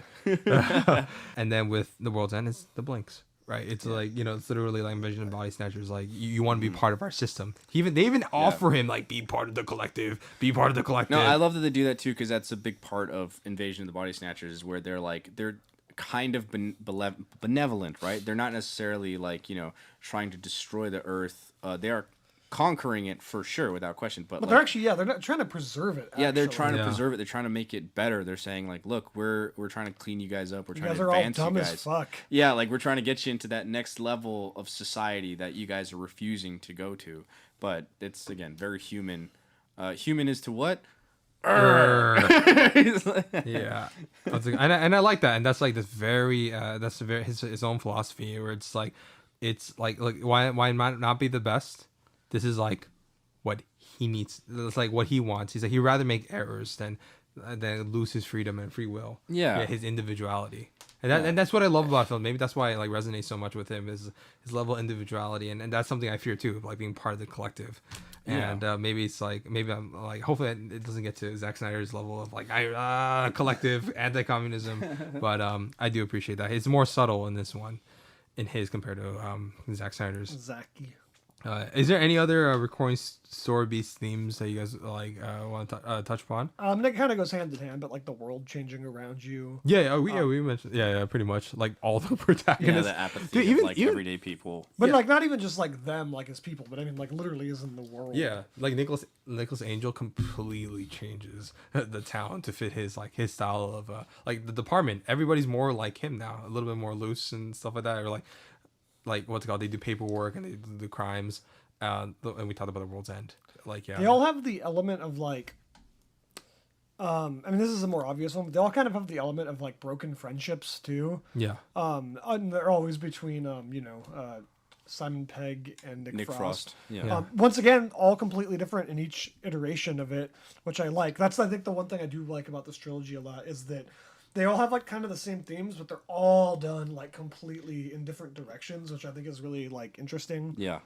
But other than that, I don't know. Does anyone else have any? Well, Nick Frost always seems to play an idiot who tries to care. Well, Except the third idiot one. in No, the third one, he's right actually sense. the most intelligent one Yeah, and the most but- resilient one. But he's He cares emotionally an idiot. Though. No, I wouldn't say I that. wouldn't say that. No, 'cause it's But like, the whole he's thing with easily his the- family. He's I the think most he's like rational. the most. Yeah, I think Yeah. he's the most actually emotionally intelligent one there. Like, because even when I forget the guy who's got bullied as a kid. And he's Peter. Trying, when Peter's trying to explain what happened to him, and then Gary just like cuts him off. He's like, "Shots, everybody!" And he's like, "What the fuck's your problem?" Like, he was literally explaining something to us that was very traumatic for him, and now you're just like undercutting. he's very sensitive in this one. This is very. Yeah. I like. Yeah. Dude, kudos to Nick Frost's acting. Yeah, Yeah, Gary, no, is the one who's like the most emotionally unintelligent. He's like, I don't know how to process anything. shots. Yeah. Well, yeah, sorry. How could you know you're drunk when you're never sober? So what's it called? All right, any last thing before we move on to directional and visual cues, visual styles for Edgar Wright? No, I think we're good. That's good. Let's get Alright. to it. We good.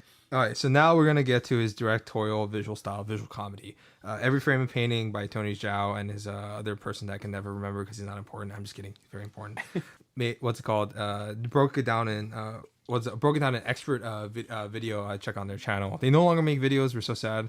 There's other channels that kind of took over the torch, but the biggest things with him that's very unique with him that set him apart from other comedy directors is how he uses these elements to tell a story or where characters are going or just to tell a joke, which is lighting cues, how characters enter and exit frame, the synchronization between music and character action, their match cuts / transitions, and repeated imagery, which gets to like a recurring joke, right? Kind of like the, I'll just say from one of my favorite repeated imagery, Miles mentioned it before, the fence. That's everybody's. Yeah, that's everybody's. But there's other ones too. So just to kind of go around the room, what about you guys for each one? For like lighting cues and stuff, I mean, I don't know, there's like so many good ones. Name one from each film. Oof, that's hard. Just like sound like That's a a teacher. lot. Right there. Yeah, no. you just do your homework.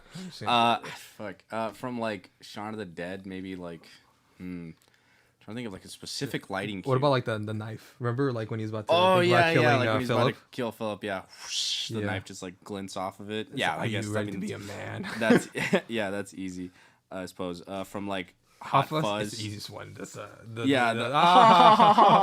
the teenagers drinking in the bar, and then like it just shines a super glint off of his braces and stuff. The world Like has every. the music cues, like probably like when they're fighting and they're trying to kill the Don't bar owner stop with like me now. synchronized a queen, match cuts and transitions. I mean, that's another one that's like there's a million that I think my favorite is the when he goes from London to Stafford. for like so like match cuts and transitions. Sounds really hard. I'd say like it's trying. Or to even like when he's getting ready, in Shaun of the Dead. Oh yeah, it's like he's making a distinguished, boring brushing his action. teeth. He's like putting everything on, and then again it leads like later when he's like suiting up to get ready to go out and deal with the apocalypse to save Liz. like that one's really fun. But I was gonna say even like a match cut with that, like in the first Shaun of the Dead when he first goes to meet Liz, like when after she like dumps him and he tries to climb up the window, then he gives up and goes back downstairs and stuff. And then it matches later when he's actually motivated, like I gotta save her, and he actually makes it all the way up to the window. That's great. And yeah, repeated imagery. I guess that actually that goes with that too. Yeah. Yeah, no, there's a lot. What do you guys think? Yeah. So back to the match cut things in Hot Fuzz, actually, when Angel I think it's at the beginning of the movie when he's just suiting up and ready to go on to the job, and then later in the film when he goes into the big armory of all the weapons that they've seized, and then he starts strapping up again. Yeah, and they match that back and forth. Yeah, but it's like the quick zooms too. Yeah. Yeah, and that's where we get into the Tony Scott style, like like the editing, like they purposely because like he said he watched like he is like whether it's True Romance or whether it's it's Top Gun or whether it's Man on Fire, like a lot of that editing style and the way he handles action, he applied that to this film because he said it just fits it well, the tone. Yeah, like if you watch like Man on Fire, it's that same style, but like someone poured acid over the film because it's just like a sizzling kind of take, and I totally see where he gets that from. And it just works because it's like he's also satirizing that type of genre. You know what I mean? The action, like cop genre, action, authority and figure. But it makes sense, and it's like good visual storytelling. Just exactly, yeah, and it doesn't look like he's looking down on it with this. You know what I mean? No. Yeah, it's like he's anything looking up and paying homage to, his thing, and it's kind of funny. Like he's using this style because like on those films the stakes are like insanely high, whereas Tom Cruise is trying to destroy Russian fighters, or whether it's Unstoppable, that train movie he did. They're trying to stop a train from like killing a village or whatever, plants. Yeah. And this one is like they're trying to stop old people from like be part of the NWA. Did you just say Edgar Wright and funny in the same sentence? I know it's odd, right? You know what I mean? Yeah, I love acclaimed horror director. I love a stepdad's Billy Nile or Bill Niles. Bill Nye, right? Bill Nye's character in Shaun of the Dead. He plays the Squid Face Man in Pirates of the Caribbean, right? Yes, yeah, and he's also the voice of the like extraterrestrial intelligence in the World's End, like the final one when he's arguing with Gary. I didn't realize that. Yeah. He's the voice of the network. Yeah, pointless arguing with you. But like, I love his little introduction in Shaun of the Dead when he's just like standing there facing out the window and he just flips and turns around, looks directly at Shaun. That's actually like probably my favorite movie of the entire. Yeah, and that's a good audio. That's a good use. What's his name in as the stepdad? Philip. Yeah. I like when he's like, sorry, Philip, and he's like raising the bat, and then he's like, sorry for what? What have you done now? And I like that too, like just like a simple turn, and it's like the audio cue that happens in the horror film, but it's for audio, but it's for a comedy effect. Like that's like easily the funniest moment in that entire movie. I disagree, but still, like it's really funny. There's a lot. Yeah, there's a lot actually. And then like, dude, it's just like even funniest parts when he has to kill his mom. Dude, even like the montage he does in Shaun of the Dead where he talks about like, okay, what do we have to do for the day, right? And then what we do? So we're gonna save Barbara, kill Philip, pick up Liz, and then go back to Winchester and have a good old time. That whole sequence. Oh, it just keeps changing. Yeah, and it's the same shots, but it's just like he increases the speed. Yeah. Right. To kind of, and that's kind of the joke, right? Yeah. It's like George Lucas style of directing, Again, faster. It's like louder, faster, repeating. Lucas, it's poetry. They would have it walked rhymes. over, and the camera would have followed them, and they would have sat down. Yeah, dude, I see Edgar Wright's influence. These movies all rhyme. Like poetry. Jar Jar's the key to all this. The weird thing is like with George, like very brief side tangent. George Lucas, like there's like one time where like Obi-Wan's like, yeah, he would ask us to do something, and then we're part of a scene, but like it wouldn't be in the script. But he's like, yeah, what if like we don't talk to this actor at all, but we pretend the actor's there? I could just put him in later. I was like, wait, what? Have you guys ever listened to the audio commentary for Revenge of the Sith? I think I have. George Lucas like says something along the lines of, "I wonder if they've noticed all the clones are CGI." That's great. I'll say this. I do want him to make another film another day. Why though? Dude, he's the one. I'd watch it. Don't get me wrong. Regardless of what it was, I'd definitely watch it. But he brought us American Graffiti. Dude, he's still a talented filmmaker in any regard, and he's still I just think he should just stay away from what's it called, from Star Wars in general. I mean, I think he really is just like a lot like Tarantino says. Like again, we'll finish this tangent really quick, but he's like directors are like boxers, right? They have like their prime, and they kind of just go off. It's like I think he's done. He's done, and he's left behind like a massive legacy that's gonna be. It's like a massive legacy. I think he hates though. Like you know what I mean? He's like the emperor that hates his kingdom.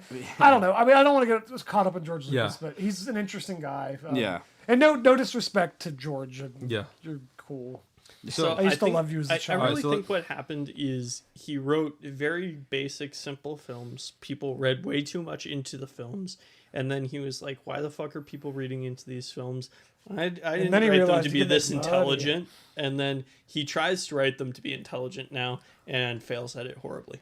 Well, I'm I not gonna think say you're- it because it's gonna be a long tangent. I'm gonna get us back on track with Edgar Star Wright. when we start talking Star Wars, it's like we're all Yeah, holding it's guns a under the 3-hour table. conversation. Yeah. So 'Cause let's get back to his director. There've been a lot of nights at my house. Do you guys think that he's gonna employ a lot of this in Last Night in Soho? Because I think he will. Especially like, the lighting lighting cues, cues, I enter think extra that frame, but not for lighting- comedy, but for horror effects. And I'm kind of curious how he'll do it, which we will Yeah. cover Last Night in Soho eventually. But Well, I think that lighting is going to be the strongest of these elements that he uses within Last Night in Soho. Just Yeah. from looking at it so far, it feels like lighting has a lot of effect. It looks throughout the very story. old school, kind of like old Yeah. school, like kind of visual flair to it. It's always hard to tell with trailers, you know. Yeah, I mean, because that's also they're true, chopped 'cause up, we don't you really know. Yeah. But like I think like the entering and exiting frames like that is like such a it's a tool that's often used in horror for so many reasons, right? But it goes beyond I think just like the jump scares. I really hope it goes beyond. I am positive it will. Yeah, and like with musical like cues and everything else, like it seems like she's like a dancer or something. yeah, something like that. Yeah, it's like that seems like they're gonna have a lot of musical elements to it, and like repeated imagery again makes sense, especially because she's revisiting someone's memory or something. Right. I don't really know was too like- much. I've seen the trailer once and didn't really want to watch it again. No, just I to don't be think so. surprised. He said Okay, the I second thought one. that she like, was a spoils it. college student in Soho who, when she goes to sleep at night, she dreams of being this Yeah. other lady who's in Let's the not past. let's not say anything more because Yeah. I'd rather go in as blind as Okay. possible. Yeah. All right, so let's kind of wrap this up a segment real quick. What is your So I know we talked about all the different elements, but what is your visual comedy element from comedy? What is your favorite visual comedy element that you think he does the best, and which instance or scene from the 3 films? My favorite is probably the beer scene where they pour Yeah, the beer yeah, glasses, yeah. then there's the water. Yeah, because just like the sound of Yeah. and it like gets tighter and tighter, and Yeah. then the water stuff. It's like that's like The landmine, definitely. the Yeah. landmine. Okay. Because was it 3 or 4 times in Hot Fuzz where they flash back to the landmine and it looked like it was going to go off and then it didn't, and then finally at the end. yeah, I good think it's repeated like, imagery. Yeah, it's Yeah. like like the first time they see it, like Yeah. it's just a piece of junk, bang. You know, Hot Fuzz. King, king. I don't know why I laugh. Was you know how bad like in the because one of the things that he puts cinematic homages to the films like it looks up to like surprisingly Bad Boys 2. Yeah. But then like he does it in a way that it's so unimportant that that Miles has recently transcended to a different dimension. And he's now going to Iowa space. And he came back to California. I'm just kidding. Sorry, repeat that. Oh, no, it's I okay, had it's to okay. turn my volume on because you made me watch that dumb video earlier. It's okay. Jason, keep this in. I think for Hot Fuzz, for me, it's like I don't know why, but it made me laugh the most where he does the 360 Bay shot, the Bayhem shot. Oh, yeah, after it's yeah. like, where do you want to go? The pub. After they shoot the doctor. Deal with it. Yeah. He's a doctor. Deal with it. And then it's like the 360 shot. That made me laugh a lot. For Shaun of the Dead, I think it was the da da da da da da da da. Yeah, because it's like foreground, background. That shit's like hilarious.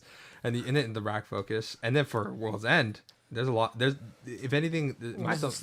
Yeah, it's it's like I'm not gonna spoil my opinion. Everybody knows Philip. No, not yet. Not everything. I think what's it called for the World's End. I don't know why, but like literally when the car ran through, I think that's the most dramatic enter the frame. When the car gets through the hole in the wall, literally. Yeah. It's like it was super crappy. I like laughed hard when it came. I was like, "Hey, I'm here! Let's get out of here." At He the immediately hole dies. in Yeah. the wall. That was cool. That was cool. Do you yeah. get it? No, I don't. Because it's called the hole in the Hole in the wall, wall. as a bar would be, but then the car crashes into it, putting a hole in the wall. Yeah. Yeah, because the bar is called the hole in the wall. Yeah, and then the car crashes into it. I'm trying to think and it of puts what, a hole in the wall. Do you get it though? I'm trying to think what else is like even like when they were saying the Hole song in from the the wall. Doors Yeah. happened during that sequence. Show me Whiskey bar. the way to the Oh, that was a great little whiskey fucking. bar. You see them like No, don't ask why. like it's like just using the wipes to like get closer in as they're like Yeah. all walking in transition with their weird feet like going left and right. Yeah, that shit's cool. Yeah, there's a lot. I could go on for hours, but I feel Miles is like tearing his hair apart. Oh, no, I'm fine. I'm joking. What What about you, Miles? So definitely. Oh wait, no, we already talked about. Well, it. I do have one more element from Hot Fuzz of repeated imagery that Yeah. I think is actually really important, and that's the potted plant. Oh, So- The yeah, peace yeah. lily. Yeah. Oh, Lily. yeah. Yeah. Yeah. Yeah, it's like his really only friend in like Yeah. the beginning of the film. He uses it to smash Yeah, and when he yeah. goes the from hound's face. London to Britain, he's holding the plant and shit. Yeah. What's it called? And then he gets it as a gift for Andy, and then later, comes back to it. Yeah. Yeah. That was good. That was good. Okay, now we're gonna go to our most contested part. Before we argue, let us just go and we are not allowed to argue with each other. We are just gonna give our ratings for each film, and after that, we're gonna say what's our favorite amongst the Cornetto God. trilogy and our rankings, and then we let the bloodbath happen. Are we rating just Cornetto or all? We're first doing our ratings first, so we're going Okay. on ratings, favorite, then rankings. Okay. Everyone does it, and then we let the bloodbath begin. Okay. What's it called? I'll start off with Ron. You start. Shaun of the Dead in the museum. Really? Hot Fuzz in the museum. I The could just World's tell. End. Premium streaming. Wow! No! 2 ratings down? Okay, you know what? I promised myself we're not going to do bloodbath. Yeah. Okay, so go to your rankings. What's your favorite amongst the Cornetto trilogy? Favorite, it's Shaun of the Dead. Shaun of the Dead is one that's just like, it's so, fuck man, like it's so personal to me. Like I remember the first time I came across it. I don't think anyone I don't remember if anyone told me about it or anything. But like I saw it like pretty much. I remember renting it, watching it with with my buddy, and then we were just cracking up, and it was just so fucking good that I was like, dude, this is like amazing, and it became like a Halloween tradition almost. We would watch the movie again like every year, and it's just like I know that movie inside and out. Like I love it. It's a personal favorite. Ranking them, again, it's Shawn, Hot Fuzz, and then World's End. And then if I had to rank Edgar Wright's filmography, I would put Shawn, Hot Fuzz, and Scott Pilgrim. They're really close, honestly. Like they're really it's hard to get. Yeah, it's like they're both so much fun. They're really what I love about filmmaking in so many different ways. And then A World's End, and then probably Baby Driver at the bottom. That's the bottom? Yeah, like I enjoyed Baby Driver. It's by no means a bad film, but it's just like it didn't quite live up to the other ones. Okay. What about you, Miles? Okay, so you're probably gonna not like my my ratings very much if you didn't like Ron's, but Just go on. Just go on. Shaun of the Dead goes on the shelf, Hot Fuzz goes in the museum, World's End streaming, and then my favorite is Hot Fuzz, of course, and the ranking, Hot Fuzz, Shaun of the Dead, World's End. That's my ranking for those 3, and then my rankings overall are Hot Fuzz number 1. That's my favorite Edgar Wright film of all time. Next is Scott Pilgrim, then Shaun of the Dead, then Baby Driver, and my least favorite is World's End. But I haven't seen Space, so yeah. Well, those are we're talking about movies. Space is a TV series, so that's fine. Oh, it's a TV series? Okay. Yeah. We'll get rid of that then. Yeah. So Alright, what about you, Blake? You're gonna love and hate me, Philip, as is everyone. Shaun of the Dead. I'm sorry, everyone. Streaming with ads. Whoa! I know. Wait, what? Whoa! That's a huge hey, no what? thing. No arguing. Oh, wait, I'm not arguing. gonna say anything. I'm joking. Go on. Hot you gotta follow Fuzz. the rules too. Hot Fuzz. Streaming. I know. And World's End in the museum. Okay, I'm not gonna say anything. Okay, go on. There are knives go on. being And then, unsheathed My right now. rankings amongst the Cornetto trilogy are, of course, The World's End is number 1, Hot Fuzz is number 2, and number 3 is Shaun of the Dead. And then my overall rankings for Edgar Wright, I actually changed my mind on these halfway through because we kept talking about what I think is his masterpiece. So number 1 is At World's End, number 2 is Baby Driver, number 3 is Scott Pilgrim, number 4 is Hot Fuzz, and number 5 is Shaun of the Dead. Okay. Let me give my ratings. Because you guys are all wrong. This is the only right rating system.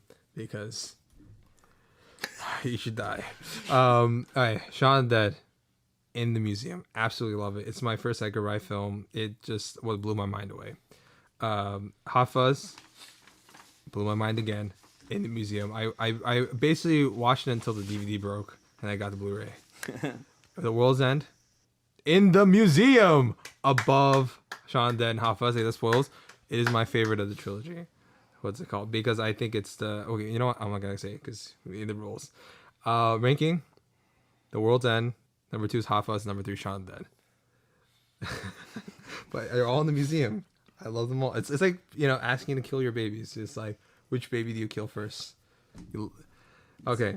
I'm not saying anything. Okay. The rankings. Number 1, my favorite Edgar Wright film of all time, The World's End. Very smart man. What's it called? Not at all. That's it called. Number 2. I changed my mind as talking about this. I originally had Hot Fuzz. Okay, my original ranking was World's End, Hot Fuzz, Baby Driver, Scott Pilgrim versus the World, and Shaun Dead. But I'm gonna change it now. Number 1, The World's End. Number 2, Scott Pilgrim versus the World. Number 3, Hot Fuzz. Number 4, Shaun Dead, and number 5, Baby Driver. Even though I love Baby Driver, I'm thinking more fondly. I just can't put Shaun Dead at the bottom of the list because I just love that film so much. Yeah. I think I feel like I'll be betraying. Right, goodbye, everyone. Yeah.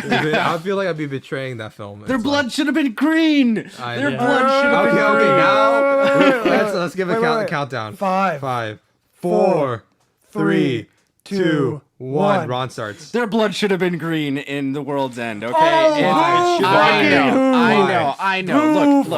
Why? It's just it's a nitpick. I understand that. It is a big nitpick for me though. Even if because you say it's fucking antifreeze, have you ever seen blue antifreeze? It's right? the Cornetto Trilogy, right? The main colors are red, blue, and green. Okay, and I understand that aliens are just generally considered green. Like that's kind of like the color that's attributed to them. But it's like it would have been so easy to have their blood be fucking green because I feel like both Shaun of the Dead and Hot Fuzz used their color elements so well and strongly. There is like throughout the set design, wardrobing, and art direction, whatever. It's a lot of it is there's red and white is used throughout too. Great, and it's even one of the running jokes. You've got red on you, right? That's great.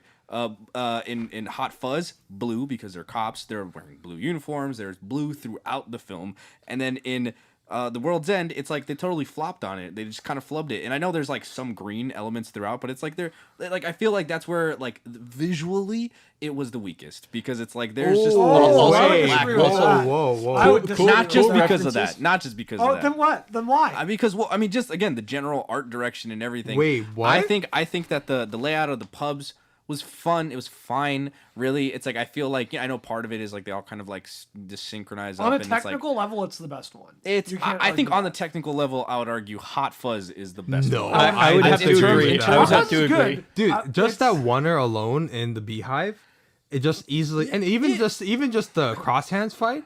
Easily tops it out amongst the three. He became a better filmmaker. I would take any of the fights from Hot Fuzz than that one. Okay, regardless of whether you think the fight. The fights in Hot Fuzz were a lot more fun than the ones in World's End. Yeah, the ones. No, we're talking about technicality. I think they were choreographed better, and I think they were shot better and edited better. Wait, I completely disagree with that. I think editing. Okay, to be honest, Hot Fuzz is also masterful, and it's his own style. It's like apples and oranges. But just on a pure technical wizardry of what the fuck they did over there in terms of mixing practical and visual effects and seamlessly transitioning between the wonders and going from different actors. I think the World's End was just so boring. It looks good. I think the effects are great. I like the aliens. Like they're kind of like their heads just pop off and they crack and explode with like blue stuff and stuff. I think that's cool.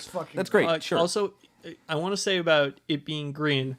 You had a great chance to reference a Soylent Green right there because literally they're mashing up the old people. Putting them in the, I understand why he didn't do it, just because it just didn't fit the visual look of the film because he's going for purple blues and stuff like that. But that's what he said. He said he's very aware. He's very aware. I'm sure. He said he purposely disregarded it just because he said for him, this was a better color for the film. Was he trying to be a special little snowflake? Yeah, pretty much. I You know what I mean? I feel like it's like I don't know. I feel like he kind of like I understand. I'm very sure that he was very aware of it and he chose to disregard it. But I just feel like it was one of the weaker a very elements. loose- But that's not the major issue though with the. And I World's think the End. blue looks better than green. I think for okay. the Also, thing. just on a fucking different note, Green will I make think it look ogre. thematically, just on terms of themes, I think that World's End is his masterpiece. Like, it just fucking... I mean, the whole Cornetto Trilogy is about resistance to change and fear of everyone else moving on. Then I think that this is, like, the best movie he can make, given that. I just think it's fucking excellent.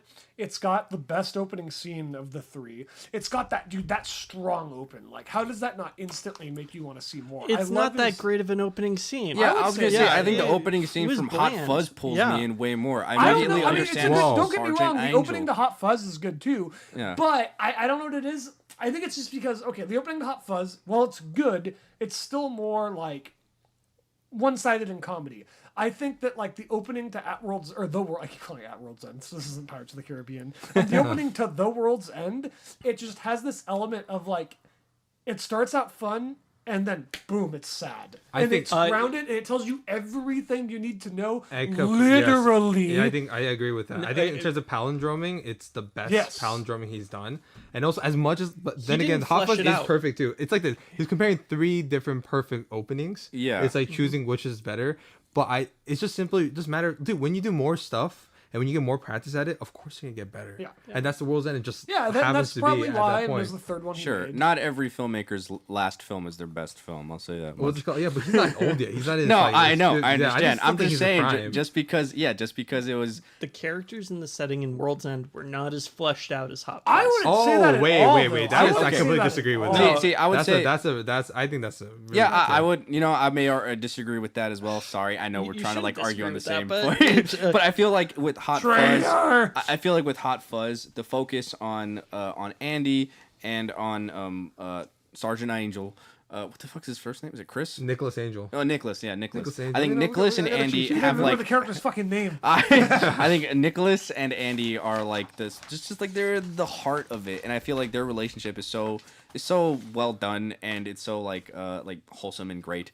But like I like they're both kind of opposites and everything. But like the opening sequence, you immediately get to understand Nicholas's like entire personality. Yeah, You I understand agree. his It does mindset a and good everything. job. It immediately throws you into this world, and then I think just like the Okay, writing now- standpoint, I think the jokes that are written and the running jokes and the way that like it Okay, works okay, on the okay. palindrome level is the best. I think in Hot Fuzz, I think technically it's. The I best. understand that I'm about to come off like Dudley from fucking Harry Potter, but the fucking opening to Hot Fuzz sets up one character. The opening to fucking At World's End sets up the entire plot. fucking movie. No, Just no, not based all on of that. the characters It does. and every fucking Blake, thing that's gonna happen. But the Just in pure quantity. no, but the opening to We're just World's arguing. Okay, End now we're just doesn't arguing about set up palindrome. doesn't set up the world.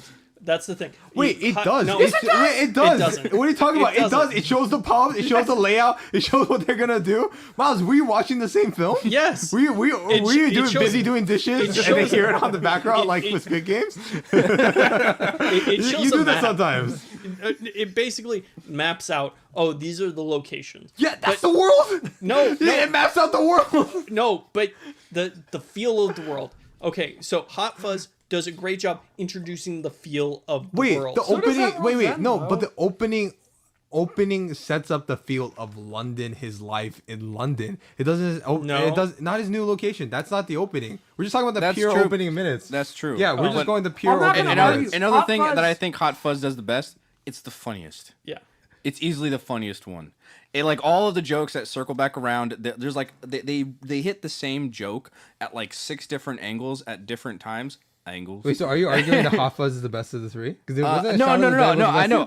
I made it very clear that Shaun of the Dead is my personal favorite. Yeah, but and you're I saying, think but legit, like not logistically, factually, Hot Fuzz is the best in your opinion. I do think Hot Fuzz is the best film out of them. It has a really tight script. I'll give it that. I think like just Well, to be honest, objectively all speaking, Yeah, they all all three- three, all three are like amazing. so- Yeah, they're we're not. perfect. Yeah, but you put it like, on streaming. Okay, not I- even on the show. What was I that? put it on You have to- premium streaming. Yeah, okay, no, you know what? what? Tell me that. Honestly, honestly. As we were going through it again, I didn't realize we could revise our opinions because we had written them down previously. Yeah. If I could go back to it, I'd probably put World's End.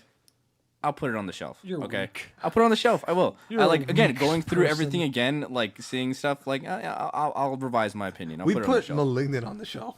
Yeah. You put the World's End. To be fair, World's with End. Malignant, we all said this absolutely does not deserve to be here, but it's going here. Yeah. Yeah, it's different. I'm I'm talking about just pure enjoyment of the movie. I think on a technical aspect and like just sentimentally, like Hot Fuzz is just so fucking good. And Shaun of the Dead also. Miles, Again, you're I do not dying to want say to. something. I do not want to disregard how much Shaun of the Dead is also Miles really is fucking dying good. to say something. Let me Go, Miles. Okay. Go. Can I explain what I mean by the opening setting up the world? Yes, it just sets up in his life in London, right? Yes. But when you get your train scene where he's going off to the boonies, right?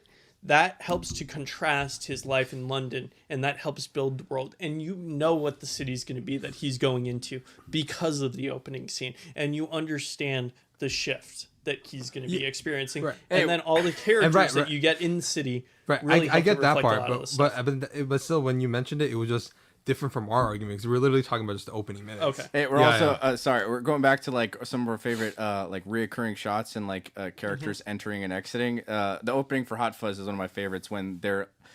He's like, well, we're transferring you out to Stanford, and he's like, what? It's like I want to talk to like someone else, Oh, and they're like, okay, yeah, they bring him in. that was pretty funny. They Yeah. come in, and he's like, I Dude, want to Stephen talk to the Coogan. commissioner. Yeah, and yeah. it's like And Steve, then Bill Nye yeah, after. Bill Nye, and he's like, you want me to get the commissioner? You want him to come all the way down here? Yeah, and he's like.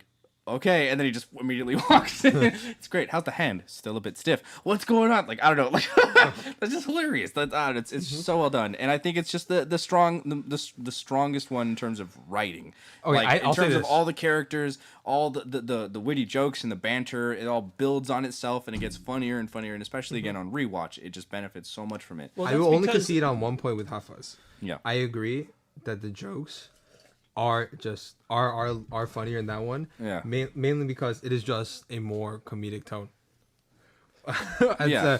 But that's also because the world ends decides to take a more dramatic tone. Yes. Well, and it is a more it's It's a more a personal tragic story. comedy Yeah, if yeah. anything. Okay. That's fair. So, and the other problem I had with The World's End, it had too many main characters and not enough side characters. Because What do you mean? There's two main characters. It's Andy and it's Gary, but then the other side characters, if anything, they're more fleshed out than the other side I characters, would the other agree with ones. that. I would Yeah. consider them to be main characters. They're spent not too on many. the No, spotlight, they though. did spend too many scenes getting the group together. By the It's- way, Because like Knights of the one of Round the friends is Table, Terry like, you from Ray have to Donovan, spend if anybody time, you know what I mean? cares. yeah. What's it called? You have to spend time on No, the characters to give them more development and effort, and so that we care about when they eventually die. Like, oh man, It's- disappearing, or whether it's Peter getting basically sucked in after trying to beat up his bully. That's played by Terry from Ray Donovan, if anybody Yes. cares. What's it But- called? but Also, there's literally, like a it's- billboard in Dude, Vegas. if Ray Donovan of, ever like, comes a- out with a movie, I'll be down to cover No, that but show. it feels like it's I wanna just talk them. about Ray Donovan. It feels like it's just that group, and then there's everybody else.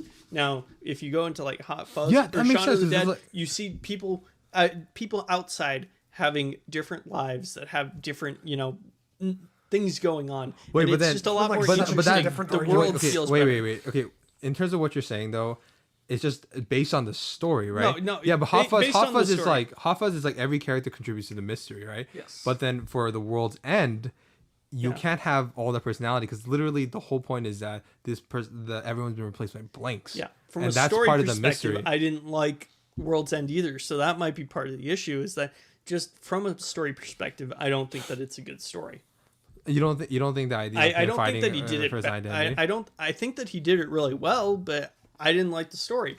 What I don't know. Okay. I think what I like about At World's End is that you have like on one end, like a super dramatic personal story about a group of friends, and then you also have like a super fucking weird like robot story, and then you blend them together, and somehow it's even weirder than you could possibly imagine, and then you fuse and those if- together, and yeah. it goes into a really weird direction, and that's what I like about The it. thing is, I think that the alien like story, it was fairly weak, and it was like I know it was Whoa, kind of I pushed into. disagree. I, I think would it was say more that. pushed into the background than any of the other I mean, like 'cause major I think, themes I do and stuff. think that the and also okay. like it wasn't as weird as it could have been. Like I think Hot Fuzz I is think, like what do you mean? I think it's I think pretty it's weird. pretty fucking his weird, his dude. half of his body gets submerged into a toilet. That's not weird. Submerged into a toilet. Yeah, don't you remember when what's it called? Andy throws the body in half of the. Oh yeah. I forgot about that. Yeah. Nah, but it's like I don't know. And on top of that, just the way they move, the way they walk, the unlimited revivals, and also when they find out like Just what the happens to last, the like, body, they 10 turn minutes into alone. compost. Yeah, Basically yeah. turn into shit. And at the end, like he's like, "Oh, we gave you telecommunications. We created Verizon for you." Like that's fucking weird and I don't wacky know, as like fuck. the last fucking 10 minutes are so fucking weird. I love it. Yeah, and what's good? It fits with the entire thing, like because the whole point is it's Gary's struggle to like either what's it called to change to fit with the collective Or to grow up, and then somehow he double downs on that with this person, this entity that's trying to make him change and make him be part of the collective.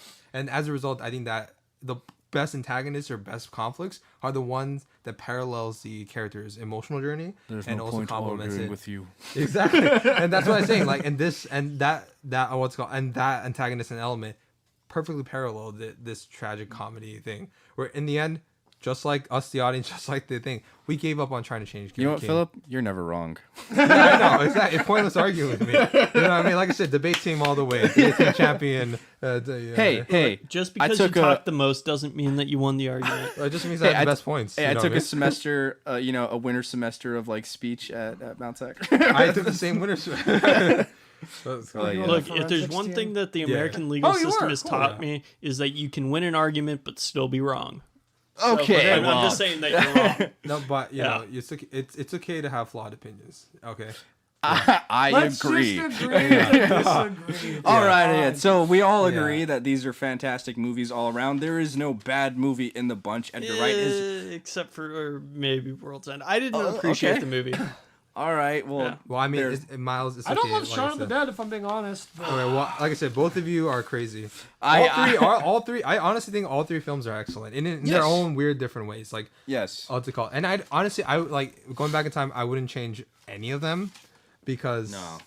not even like what's it called. And it's like because everything like it fits perfectly with thematically, with story wise, with the plot, with thing. There's no wasted breath in all of them. No. But then for me, just the World's End because like I guess for me, I what's it called technical stuff. It does like. Wait, really quick little side story. I forgot to bring up. Have you guys ever seen the little bonus stories at the end of Shaun of the Dead? Yeah. Where they basically talk about what happens to Diane after her boyfriend gets like ripped apart and stuff. She runs outside and does like these little little comic extra stories that they added like there were bonus features like on the DVDs and stuff. Where she basically she runs outside with his severed leg, like beats zombies off, and she's able to scurry up into a tree and she survives off her boyfriend's leg like alive, which was the first date they went on to go. They went to watch the live on their first date. Oh, did she actually survive? Yeah, so she did survive. And then when Shawn gives the aliens a slip, he basically just runs around the corner, like runs a aliens? block away. Sorry, the zombies. The Yeah. fucking aliens? He runs Is your off. favorite movie in the fucking trilogy? He the runs, aliens? He runs off to hide from the zombies. He jumps into a dumpster to like give him the slip, and then he like as he's running away, he basically stops to like tie his shoe, and then one of the zombies like sees him as he's leaving, and then that's why they all follow him back. And then the final one is with Andy when he's like when he's hiding from after he gets left behind in the basement. He basically gets like one shot off with the Winchester rifle. He kills like 3 or 4 of them like with a single headshot, and then he like kind of just hides underneath the stairs until all the zombies like basically they don't find him or something. He's able to but he turns into a zombie, of course, anyways. And then he goes to live in the shack behind the house, and he says like, yeah, he's like, now I get there and I get to like hang out with my buddy, and I just get to like just play video games. He's like, and just hang out there, and that's like pretty much it. Just Oh, a so he little- still has consciousness? yeah, he still had like that. That's another thing too that I like is that they see that they still have something left of a consciousness behind. Like again, like there's little things like that. Like when you see Philip, like he turns the music off. Like people say like that their loved ones like they still like have some kind of relationship with them. Again, Ed is like he's playing fucking video games at the end of the game. Like he's not Yeah. completely mindless. game. Yeah, at the end of the movie, and then like there's like Slip-ups are out of and control. even when his mom, when she turns, she's looking at Shawn. She has like kind of a concerned look on her face, and it isn't until like she sees the rifle being pointed directly at her that she goes, and and then she gets shot. So it's great stuff. Yeah. Okay. Anyway, Shawn, that's the best one. Good night. Okay. disagree. So today we had violent disagreements. We found out that Blood was Miles. spilled. Amazing statement from Miles. You can win the argument, but you could be wrong, which can be true, but doesn't mean our opinions are wrong. What is it called? Thank you guys for listening to another episode of Half a Clue. This was a very fun one to do. This was a really fun one to do. We changed up the structure for a bit, a little this one, mainly because I honestly kind of want to try this again. Let's do a fucking 3 movies from like Kubrick just to see what happens, because I imagine an explosion might go off. Yeah, I mean, there's plenty of other like trilogies we can tackle.